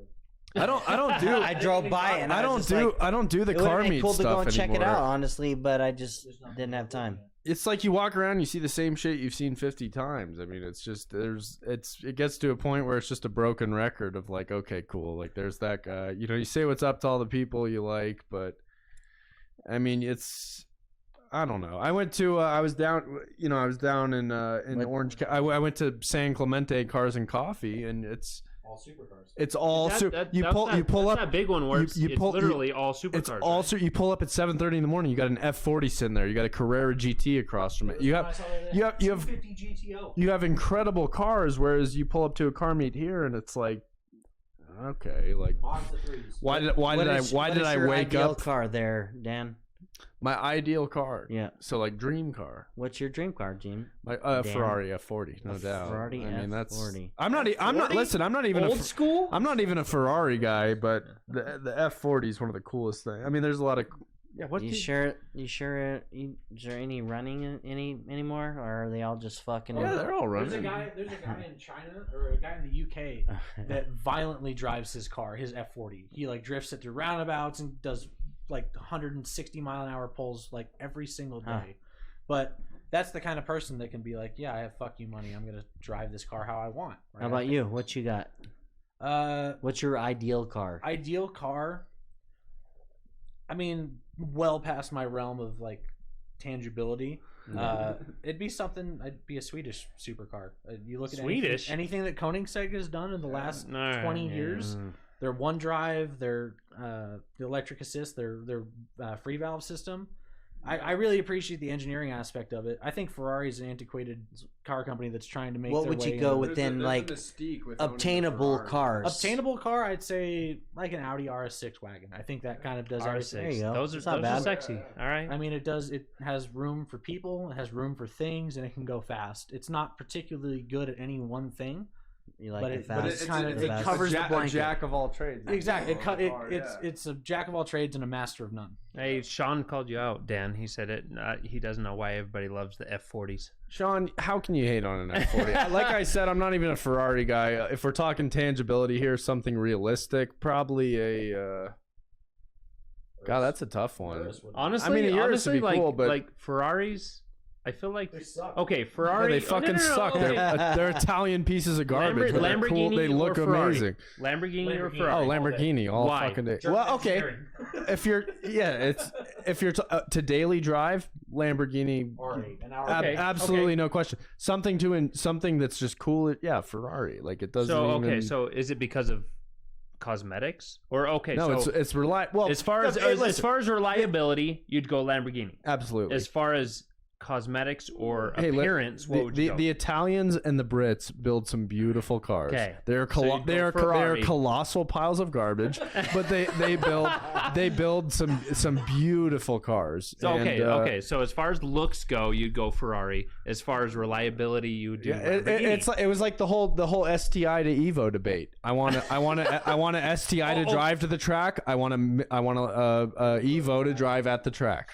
It's right. and within their own right, it's still apples to oranges because they're very different cars. So I had an STI, and I constantly wanted an Evo. Yeah, but I love the STI. But then you get in an Evo, and you're like, this feels like, and Sean's gonna really love this car. Yeah, I'd rather sit in a fucking SRT4 than an Evo. I know. Sean, we have an avid SRT4 enthusiast. A neon. Let me tell you something. The first fast car I ever rode in was a SRT4 Neon. You owned a Neon? I did not own one. It was a friend of mine's in high school. He had a little. What was your first car? My first car was a '97 Nissan Sentra GXE. I had a Sentra. I had an SER. It was a great little. Yeah. My first car was a 1997 Legacy, and still to this day the best car I've ever owned. 97 Legacy. Well, I had it. My first agree car. Or disagree, but my first car was a 2004 Honda Civic. Oh, Civic. Hey, it was an EX. All right, it was an ERX. My first car was a Datsun 280 ZX. You know what? I'm a firm believer that everyone's first car should be an absolute piece of shit. There is no reason. I see these, granted, awesome. That's great. If you have money and you want to buy your kids something cool, that's all fine and well. But like, I see these people going out, like people with real money, and they buy their kid a fucking Trackhawk or yeah. and I'm like, do you have a death wish for your child? Do you want them to I go bought out? you a plaid. I mean, dude, if I would have had a forget 600-700, if I'd have had a 300 horsepower car at that age, I would have tacoed it around a tree. I would have killed myself, absolutely. whoever was in the passenger seat with me, and like you would have driven it awesome and had all the pussy. I would hope so. Okay. So, you know, so all right. 10 years in the future, you have a kid in high school. Do you buy them a badass vehicle? No, or I don't. Do you make them buy their? I don't care if it's 2035. My kid is getting a 2000 Civic. My kid is getting a late 90s, early 2000s Japanese shit box. I feel like my kids. It's gonna consume so much oil that we're gonna add a quart a week. It will always have fresh oil in it. I will never. The only thing my kids care about is their fucking phones. So I need them to have a big enough vehicle that if they rear end and ram somebody, they don't die Because texting and driving. because This they is can't something, pull their eyes away from their phones. So I will say, seeing like, there's definitely a generational gap with being able to use a cell phone and drive. I would put any money on somebody born after 1980 being able to use a cell phone and drive over anybody born prior. I can't use a cell phone and drive. Watching my father, who was born in You're an old ass. I'm watching old my as shit, dad, who was okay? born in 1957, try and use his look, just even look at his phone. I agree. My parents. Looks, he holds it down here, and I'm like, you know, You have no idea. you're going gonna to get pulled over because you're staring at your lap while you're driving. You might as well have the phone up here so it's a quarter of the time for you True, to go between true. your phone and the road. And that's a big thing. And you know, texting and driving is illegal. Whatever. Everybody's still gonna do it. I will say now on my the new car that I got, like it'll read the text and I can control everything from the steering wheel without even looking at it. Exactly. Yeah, I agree. There's a skill that's been developed for for texting and driving. 100%. It's not good. I'm not by too any old, means. okay? God damn it. And that's the thing. I'm always evolving. Hey, we have no. You're not born in the 70s, are you? I was born in '79, motherfucker. 79. That doesn't count. That doesn't. That doesn't count. We have a 70s child here, so he can't 77 text and drive. 77 and earlier. Okay. We'll say 77. I'll put that on. I'm 95 and I barely consider myself a 90s kid. 95, man. We have I some grew up in the young-ass 2000s, people. regardless of how I you gotta look go at get it. my walker real quick. See, that's what's hard. So I work in healthcare, and we have to ID people. So when I see people with their driver's license and they're born in the 2000s, I'm like, I feel like they're babies. This is what blows me away is you'll run into people now who are born in like 2003 who are like grown. They're legal age. Cognitive It's beings, absolutely and insane. it blows me away. Born I'm in just like, 2000, and I like to go out and party. And like, what? yeah, you're like this You're kid. a This kid fucking can. child. Go This back kid to can school. legally buy his own alcohol, and it doesn't even compute. I have a kid that I work with who asks me, you know, you are when you listen, but hey, will you buy me an e-vape cartridge or some bullshit? And I did it once, realizing I was going to drive him over there, and then he's like, I have to actually go in here and buy this for you? I have no idea what I'm asking for. I feel like a fucking moron. I need a 5,000 puff doo-doo cartridge so you can suck on. The further the years go on, the smaller the generational gap is. It's like you talk to kids who are like nowadays 3 years is a big divide. I feel like within I got called old the other day. I'm old. I'm almost 30, and now I'm feeling like it's it's a different. I'm young as fuck. Yeah. Well, like, so during the off seasons when I wasn't like doing lift maintenance and everything, I'd work at a ski shop just to bide my time. And I mean, you had people come in and it's like, oh, they were born in 2004. Oh, they're like 9 years old. No, they're almost 18. Like that's kind of fucked up. That doesn't feel right. But I don't know. That just sounds particularly old of me to say. But I don't know. It's a weird paradox between realizing how old somebody is and actually thinking how old they are. But I don't know. I've been into cars since I was 14 years old, and like I have friends, like I associate. I wouldn't say friends, but I have like people that I associate with that are like just barely 20 years old. I'm like, what the fuck? it's a bizarre feeling. I don't know. It is. I mean, kids, you know, you have the YouTube era. You have an era of kids who are, I guess, enticed by different things. I mean, it's, you know, now, yeah, you guys are both on your phones over here. We got Instagram Live going. What are you talking about? Who's even on there? I was How many viewers are we talking on here? I don't know at this point. Honestly, I have no idea. There's just this one person. What's Sean got to say? We gotta get Sean on Sean is the only person. We gotta get Sean on a remote cam out here. You know what? Call in, Sean. Can you just... I wonder if he could call in. We could get him on somehow. I need you to We'd have to FaceTime him or something. FaceTime You know, Sean, me it hits on, different when you my, actually type it out rather than talking it in. I will You say, guys- Sean, with Android Auto and The car, problem is I can't see. I'm so young that Sean, Skype This has been dead since the beginning of quarantine. Skype lost a 10-year lead to Zoom in a matter of months. They got absolutely fucking washed. Yeah. They got swept by Zoom in a matter of COVID months. but I will say with the Android Auto and Apple CarPlay, that's fine for fucking people my age that like either have older cars they put these head units into, or like newer cars that just come preloaded with it. If I asked my dad right now what Android Auto or Apple CarPlay was, he would give me the same look he gives me when I tell him one of my friends' names that he's known for 12 years.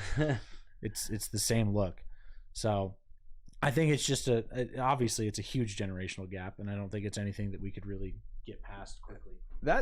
That's a big thing too, is you have a generation of people, the older generation, that's inept to, like, I guess, computerized, like the whole the social media It can't era. even control itself. No, but like, you they're then just so fucking retarded. In contrast, Just say it. They're fucking retarded. But in contrast, you have a bunch of young kids who are completely obtuse to the idea of, like, face to face handshake.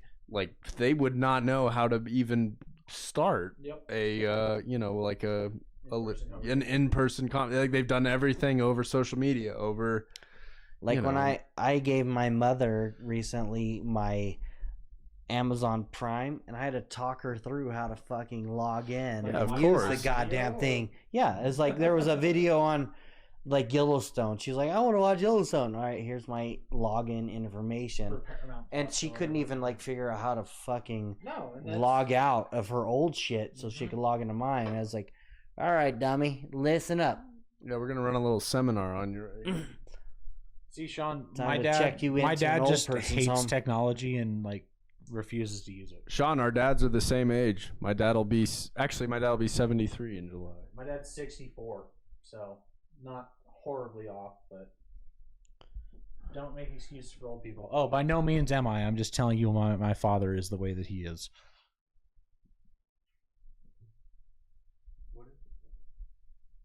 Oh, shit.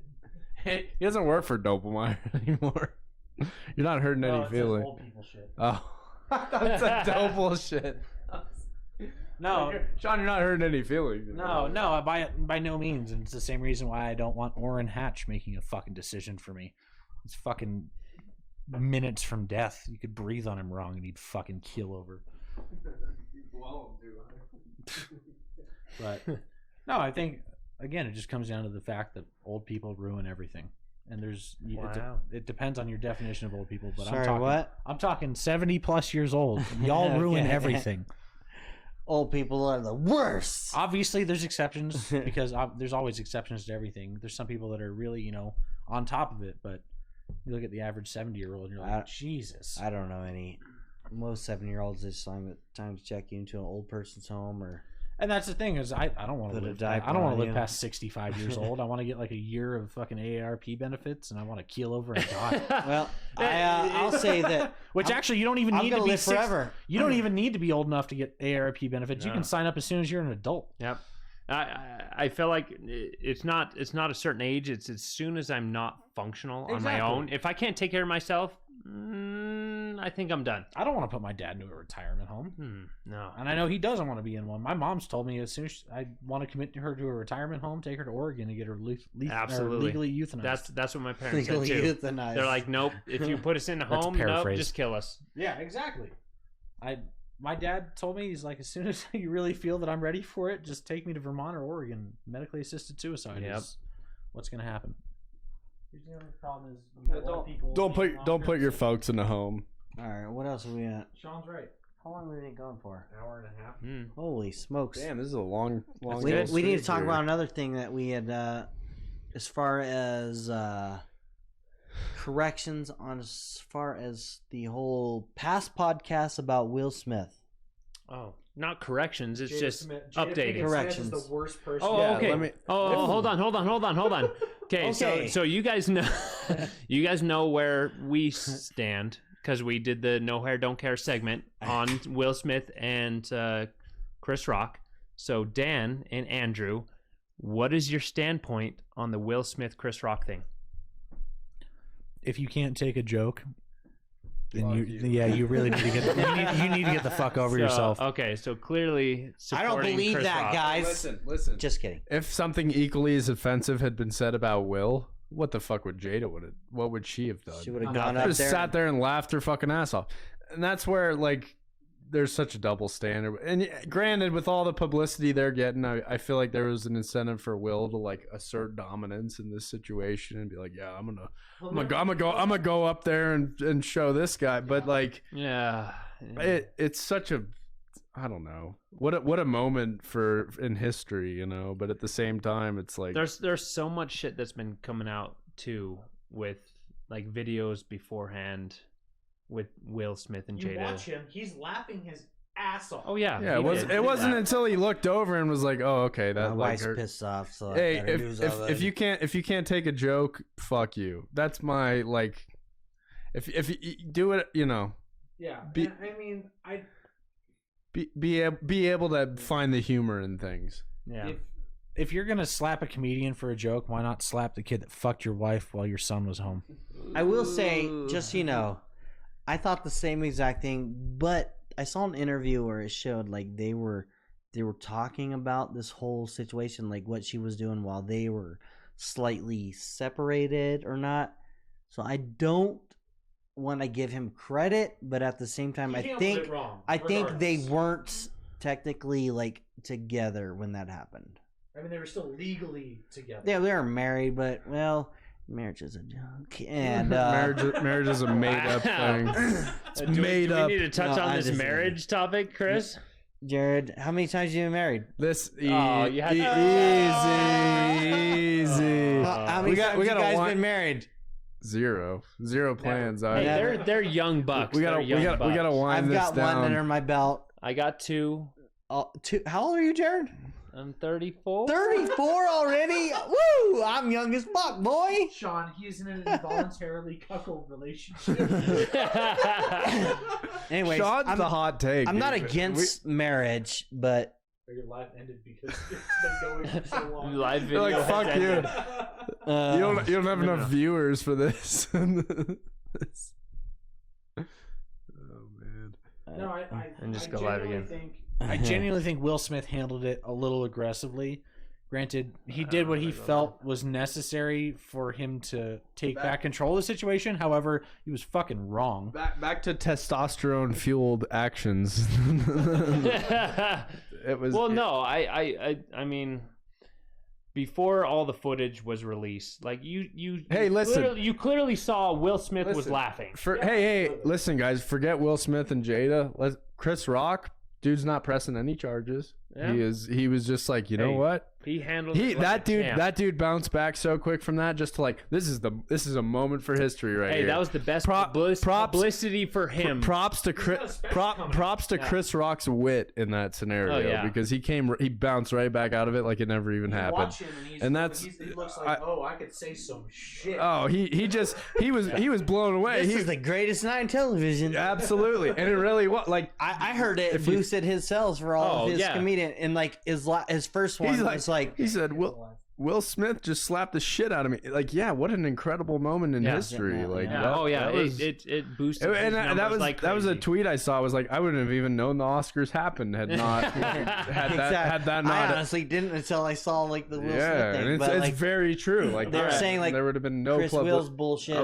or Chris So Rock. okay. So since then, Will Smith has voluntarily pulled himself out of the Academy Awards, right? So he's no longer a member. He can no longer vote or whatever that includes. He can no longer be a part of the Academy Awards. If he wins an award, he can still win, but he can't be a part of that community. So he has voluntarily pulled himself out of that. That's great. I saw an Onion article. I saw an Onion article that said Will Smith bailed out of work obligation event for the next 10 years. Well, I heard like I guess apparently he is like banned from the Academy Awards or the Oscars for 10 years. And there's a couple that's movies so that he bad. was involved in that they have even put a stop on because of this. But look So at it's, all like, the Weinstein affecting him. productions. Those are still going on, aren't See, they? yeah, it's such a controversial topic. Like, how do they pull things? Do they stop things? Like, what are they going to do? Because of Weinstein, like Weinstein stuff's still going. Didn't he rape like at least 70 plus confirmed and his, people? Yep, and his stuff is like sexual assault, whereas Will Smith's was physical No, not assault. sexual assault, rape. Okay, rape. Maybe Will Smith should like start some porns. What? the Fresh Prince porn parody. Get all the We're diving Time deep to, here, like, guys. yeah. I think that's time to wrap it up. And now we took a turn. And that we now, didn't wanna take. now we are. Show me that BBC, bro. Oh my god. Okay, I maybe think- not. All right, guys. Well, thank you for joining us. Is that Is that it? Done?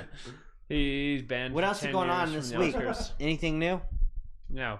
What do you guys want to talk about? I want to talk more about you. I mean, we talked about it for a second as far as what you do for a living, but like, you literally have like a couple of Toyota Supras sitting in a garage, just sitting there. What's your plans with them? My plan is to let them sit because they're worth more than the cash that went into buying them. They For how long? forever. What if the market What if the crashes? market? goes And then here's you my lose take money? on that. There are certain cars that are very inflated right now. You talk about newer, we'll call them attainable cars that you can actually go out and buy. You want a G box. You want a What's You a want a G-Box? Hellcat. It's a Mercedes. You know, a Mercedes G wagon. G-Wagon. You want a Hellcat. You want a GTR. You want a brand new diesel pickup. Whatever the fuck. Those are cars you can go out and buy. If you want a Supra, if you want something particular, you want a car that has no miles on it. You want a car with limited owner history. That's not a car. That's a car where you're at the mercy of whoever owns those cars. And the people that own those, there's so few of them. So Toyota imported, give or take, we'll call it 11,000 Mark IV Supras into the U.S. market from '93, from mid '93 until late '98. Of those, let's say a quarter to a third are left. I mean, there's just nothing out there. Yeah. So when you muddle the amount, You say they're not out there. You say they're not out there, but you've got two that are like low miles mint, and I'm like, how do you acquire some? you know what to look for. I mean, how old is that? The previous one, the latest one you just bought has like nothing for miles on it, and it's like 30 years old. Yeah, it's a 95. It's a mid 90. Yeah, I Who mean, buys a car and doesn't put any miles on it except you? well, people, and that's why these low. I mean, it's a rare circumstance. You have cars that people. It was a literal weekend car. They took it out on a sunny weekend here and there, and yeah, the car's 30 years old and it has no miles on it, but.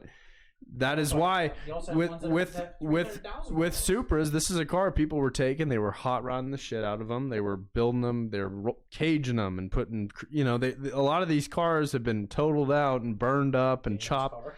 Yeah, I mean, you have a lot of race cars and a lot of shit that just got destroyed over the years, and now you're left with its basic supply and demand. So whereas with you talk about well, I mean, that's a new. You're talking about newer cars where it's like you can go out and find whatever you want. You want a deep blue pearl GTR with under 20,000 miles. That car's out there. You can go find that car easily. You're gonna pay for it. Lincoln Continental. Yeah, you're gonna pay for the car. But whereas with a Supra, if you're picky about it and you're like, well, I need this color and I need sub whatever mileage and it has to be a 6P, you're talking about a very, very, very limited. Like they're just not out there. Supply and demand. What other Just cars? Supply and demand. So, do you attribute the value of the Supra to the Fast and the Furious? Yes, No, you know what? No? In part, yes, but I attribute it to just like this is a generation. I grew up playing Need for Speed and Midnight Club, and that was I grew up watching. That was a and big car. the big. Well, I'll tell you what was bigger than anything was the YouTube era. I was watching street racing videos, and I'll never forget the first time sitting all in supers were dominating. in drafting class in 8th, 9th grade, somewhere around there, watching a fucking Hayabusa get its ass parked on the freeway by a big power Supra, and it was like, I'm buying a Supra. That's it. And then I get on eBay, and it was like, I'm not buying a Supra any time in the foreseeable future. But you know, it's a halo car. I mean, I feel like when you're talking about 90s era, the cars that are cool to our generation, there's few that touch the. It's that platform, that flat six, that straight six is just so easy. It's a very resilient. The styling is at the core of it. It's just a great looking car. Yeah. But beyond that, you have a motor platform that is absolutely it's indestructible to a reasonable extent. Right. And they've aged well, and people. Well, even the design. You look at the design that people. When I had my '97 Supra, people would look at that and be like, "Oh, is that a 2021?" I'm like, "No, this is a 20-year-old car." The design was ahead of its class. The funny thing is that like the 300ZX won far more awards for design and performance than any of the other. But now it's like, well, those are all a bunch of pieces of shit. They're all ragged out and they're fucking. Well, I will say, let me just kind of notate on the Supra aspect of it is that a 300ZX would outhandle a Supra any day of the week. Oh yeah, the Supra's not a good handling car. Oh, the Supra rolls. A Supra's a big fat girl that's meant to go in a straight line really fast and look good doing it. 100%. But then you have all these cars that like the 90s cars that were really good at handling. So you've got like, older Evos, older Subarus, FDs, even like GTR, even the like R32s or Pulsars or shit like that. Yeah, the 300ZX is ugly as fuck. They're hard as fuck to work on, but the people that love those cars really love them. They don't have the market of a Supra, but that's why, because the Supra is something that for some reason kicks that whole nostalgia. Sean, you're right in that the super market won't crash, and I agree. It's just there's too few of them left. There's none out there. And you talk about I drive around long enough on a sunny Saturday. I'll see 2 300ZXs. I'll see an NSX. I'll see a handful of 3000G, whatever. But how many times can you actually count on 2 hands that you've seen a Mark IV Supra out in the wild? Yeah, you never see them. And I drive all across the country for work, and it's always a thing. Like we'll be in the backwoods or wherever the fuck, and it's like, whoa, we're always looking out, and yet you never see them. And so they're very, no one was spending money like that in the in that era on a old Toyota. That was just like, yeah, no, I'm not gonna go buy a 50,000. 50,000 in 95 is like, you're talking, I would say 110 grand now. Yeah, it's give or take. Insane. I mean, it was a really expensive car. Okay. No one was buying them. All right, so let me ask you something. So with the Supra scene, like I sold my Supra and bought a Viper. Was that a bad decision? No. I don't think so. Do you think this is the era of the Viper? Is the Viper now starting to have their turn like the Supra? Here's the thing with there's modern tech, and you have a car, it's and it's actually a common thing I've seen with a lot of Supra owners, at least the guys who have money to move into something else that's a little, it's you have the diehard Supra guys, but you also have like people who are just like, I just want a cool car. I want something I can get in that's fast as shit, that looks good. And a lot, you have cars. No one's going to sit here and debate it. The cars, you have all the CAN bus technology. You have cars that literally drive like stock day to day, but also make 1,300 horsepower at the tires. And any turbo Lamborghini or R8. You have these cars, they have 10 cylinder, you're talking 100 horsepower per cylinder on pump gas. The thing isn't even stretching its legs at all. It'll live forever. It'll drive around day to day. It'll do everything you need it to. But and it'll make the jam when you need it to. Whereas that's part of the appeal of a Supra. You talk about a 1,200 horsepower Supra. Yeah, the thing's fucking blowing the tires off at 100 miles an hour. It's spitting flames. Yeah, it's just absolutely. It's the most visceral thing you will ever drive. But it comes with its. It's not a. And granted, technology. you think about phones and computer, how far everything. It's the same thing with performance automotive. The computers have come. You can do so much more with so much less now. Right. The tires are better. The fuel is better. The computers are everything is better. 1,000 horsepower is not all that unstreetable now. I mean, it used to be like 500 horsepower. You're a king of the streets. And now it's like now you got to get now you have to be in the four digits. You want to go out to Texas 2K and fuck around on the street. If you're not making 1,200, like get the fuck out. Like who's this guy? Absolutely. Damn it. Mine's never gonna compete. Yeah, you can't bring the Tesla down to 2K. I want to ask you guys a question. What would you attribute to being a modern car that's been made in the last 15 years as being something similar to a Mark IV Supra? What would you say a modern Mark IV Supra would be? The Viper is a pretty easy contender because you can get them under 100,000 if you look hard enough. Then you take them to Calvo or Nth Moto or any of these places that build these cars to make almost some of them make 3,000 horsepower. Oh yeah, but the problem with the Viper is like you can find them sub 100K, but you're gonna spend 30K for 150 horsepower upgrade. What is the BMW M5 or M3?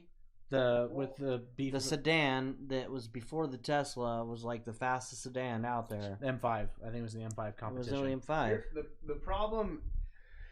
The problem with the Viper is that no one who doesn't have money has a Viper. Like this isn't much. And whereas the 2JZ is an engine that they put in fucking everything for 20 years. You look at dollar amount for horsepower. It's why the 2JZ is the small block Chevy of the U. 100%. Japan. There's tremendous aftermarket support. So if you want to make this car, it's not hard to do. Whereas a Viper, they're like, oh yeah, we got a fuel system for that. We got a turbo kit for that. We got the You're talking top dollar. Yeah. I was looking. So after I bought my Viper, with me, I have an addiction. I have to modify it. So I was looking at performance upgrades. The lowest end performance upgrade is $30,000 for a Viper, and you pick up like 150 horsepower. If you dumped $30,000 into a Supra. Sean, you're not wrong. That's the fun of it. You're blowing the tires off, trapping 170 and a quarter. Yeah.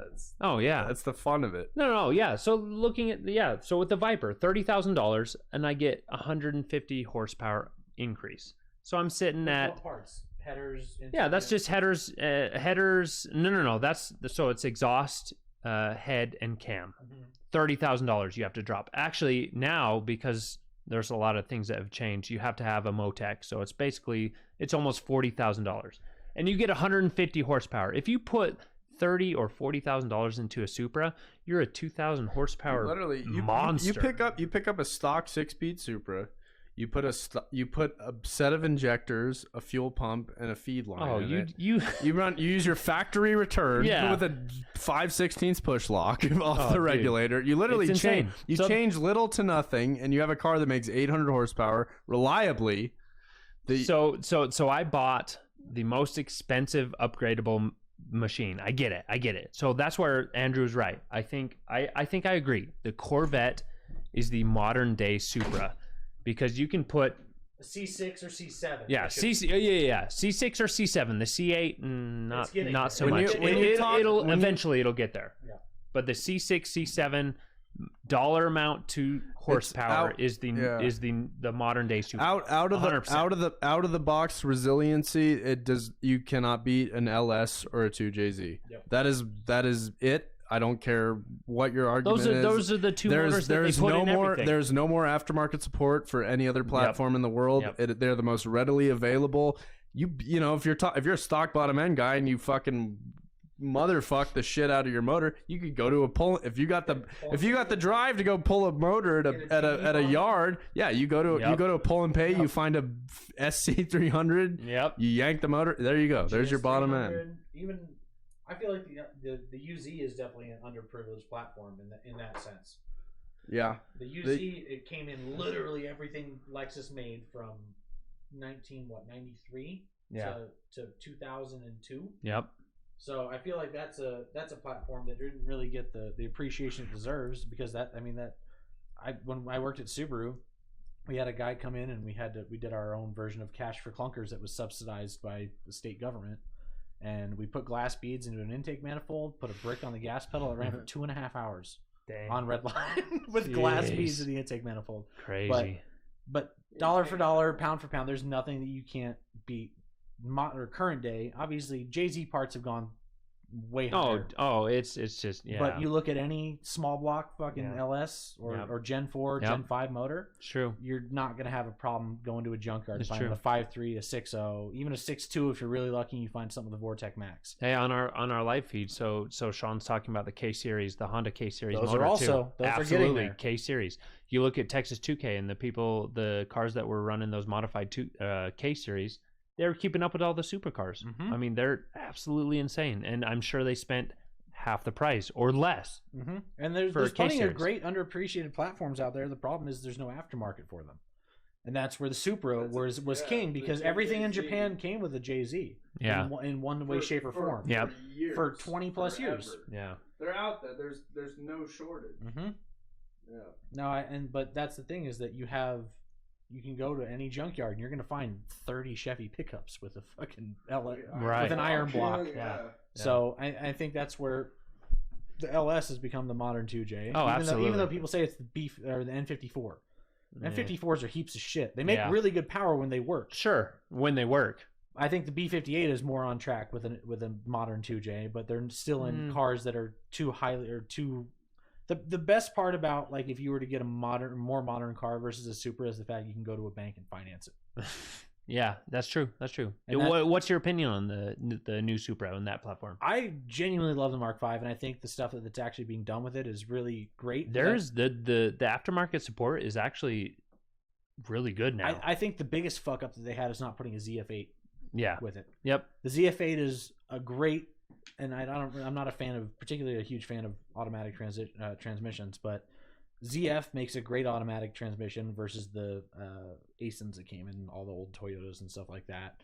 But I think that ZF transmissions, because you had the 6R1 or 6R80 that came in the Mustangs, which also came in a lot of BMWs. You have anything that in that platform, they're super available to pull out of a car. Mass produced. Yeah, as long as it's mass produced and can hold a decent amount of power, Right. there's going to be an aftermarket for it. Yeah. So I mean, So Sean has a good point too. Do you feel like it was appropriate for them to call it a Supra, or do you think they should have called it something I don't different? think it should have been a Supra. I think it should have been marketed as something else, but it should have paid tribute and paid homage. to Sean, the I'm Supra. glad Sure, you asked. absolutely. I don't hate the car one bit. I do not like the fact that they called it a Supra. I feel like they would have been much better off running with the FT1, whatever they were originally concepting it as. Should have been a Lexus. I don't like that they carried the Supra nameplate over, because the Supra was very much a Toyota. The engine, I mean, it was a Yamaha based engine. It was a Getrag transmission. I mean, it had counterparts that were not, but at its core, it was very much a Toyota. Whereas the Supra is, as all of us know, a Z4 with, I mean, it's. So he just said something too. So the electric Mustang, I also believe that shouldn't have been called a Mustang. However, from everybody I know, like 4 people that actually own them, they're actually phenomenal cars. But it shouldn't have been a Mustang. That's just a marketing thing for Ford. I don't know. I think a lot of modern cars are trying to pay homage to previous models. Just like the new NSX. I don't think the new NSX should have been an NSX. I think that should have been a separate product. It's a hybrid V6 turbo car, but it's not transversely mounted. It's not the same as an NSX used to be. The NSX was a visceral, raw driving experience, whereas the new car is an electronically assisted car, and that's why I don't think it should have been called an NSX. However, I do think that it still holds a place in the market. I don't know. It's a weird area that I think it would have been better under a different model name. I think that's something that's kind of overlooked in a lot of things, and it's more or less a marketing cash grab over anything else. Yeah. So, and the B58 platform in any car that it's in is a phenomenal engine. I mean, they make 500 plus horsepower with a tune. Oh yeah. It's insane. And then you put a slightly bigger turbo with an idealized compressor wheel and housing on it, make gobs of power for pretty little money considering the initial cost of getting into the platform. Sure. So, And I think a lot of people were upset in the beginning because there wasn't, I mean, there's so much more aftermarket support now that, you know, the amount of power that you can get from it now is impressive. When it first launched, yeah, people were upset. But It's I a mean, curve now with that. It was like it's when insane. the It's GT only 2 years old. Yeah. when the GTRs first came out, yeah, you had people trying to make them fast. There was such a limited market. Right. Now it's like, yeah, you It got just takes time with anything. Yeah, they figure it out. It's a lot of R&D. It's a lot of different people trying and testing things, and they figure out what works, and then you have aftermarket support. I think Nissan really succeeded in not calling the R35 a Skyline. It was never Oh yeah, called a no. Skyline. Now it's its own It's a platform. GTR. Yeah. Yeah. It's not an R, Yeah. It's not a What's Skyline. our time? We're at 2 hours. 2 Let's hours? we'll- All right, we're gonna wind this out, yeah, guys. let's wrap it We'll up. wrap I it think up. Getting late. We Getting hope, late. hope you Chris, enjoy it. We got 6 we got hours. work and kids and something so else. this has been kind of like an open mic session today. We've been talking about whatever we wanted. There's no set topic. We got into the car scene a lot, which is nice because I'm a big car. We're all 4 of us are big car people, so it's been a very big car topic tonight. So that's kind of nice, refreshing. Touched on a few topics. We had some actual live interaction on Twitch. So if Which is anybody, great. I love it. if anybody wants to, we're getting Sean on remote next. Yeah. Yeah, we're gonna have Sean, one of the guys that is commenting live right now. We're gonna have him Skype in one of these times. We're doing a van podcast. Next time. Yeah, Dad Van. So he's a big van modifying guy, but we'll have him Skype in one of these times. But it's nice to have some live interaction. So we've been interacting with some of our live audience. So we're gonna wrap it up. It's been 2 hours. This has been our longest podcast. So Thank you guys for Congrats to joining. us. We hope you enjoyed. yeah, hopefully you enjoyed. Every Sunday we're gonna release something. We might start releasing more. We're looking at doing some exclusive content for people that want to kind of sign up for exclusive content. We'll see. I don't know. We'll see how it goes. But any closing thoughts from anyone? No. Get an old Sean vehicle, will have something to buy a say. bunch of random shit that nobody likes. Yeah. See what happens. No, but we want to thank Dan and Andrew for joining us today. It was kind of unexpected. Chris and I were just planning on the 2 of us, but Dan showed up and Andrew came over, so we decided to do the 4 of us. Appreciate And the invite. yeah, it was a fun little episode. So next week, and like we said, every Sunday we're gonna do something. If you guys have topics you want to suggest, let us know. Otherwise, we'll have more guests on. We'll have Dan and Andrew back. I'm sure. Hopefully, we'll get a better setup. Right now, we're kind of squeezing cheeks and sharing mics, so it's kind of weird. Yeah, we'll get some headphones. We'll get a more legit. We'll get a more legit setup. Sean will be using the Unknown Coatings glass table in here. Absolutely. I have a bar. What is it? The bar table. Yeah. Little bar table that we can sit around that has Unknown Coatings on it, but that company doesn't exist anymore. But anyway, Coke How table. much Coke's been done off that Oh table? yeah, I'm Sean? sure he's done so many lines off that table. All of it. Good lord. All right, so we're wrapping it up for the Yes, the Diamond Stitch. We got to touch on that. night. It is Diamond Stitch. Before we seats, go, yeah. we love Diamond Stitch. I got shout out that. to Ilya on that one. I got that for a bargain. So anyway, all right. We're going to wrap it up for the night. Thanks for joining us, those that you did. Hopefully you guys enjoyed it. Subscribe, listen, download, whatever. We're on all platforms. Chris, you have something to add? Thanks for coming, guys. Thank you for having All right. us. Thanks Thanks, having guys. us. Appreciate it. We'll see you next time. Bye.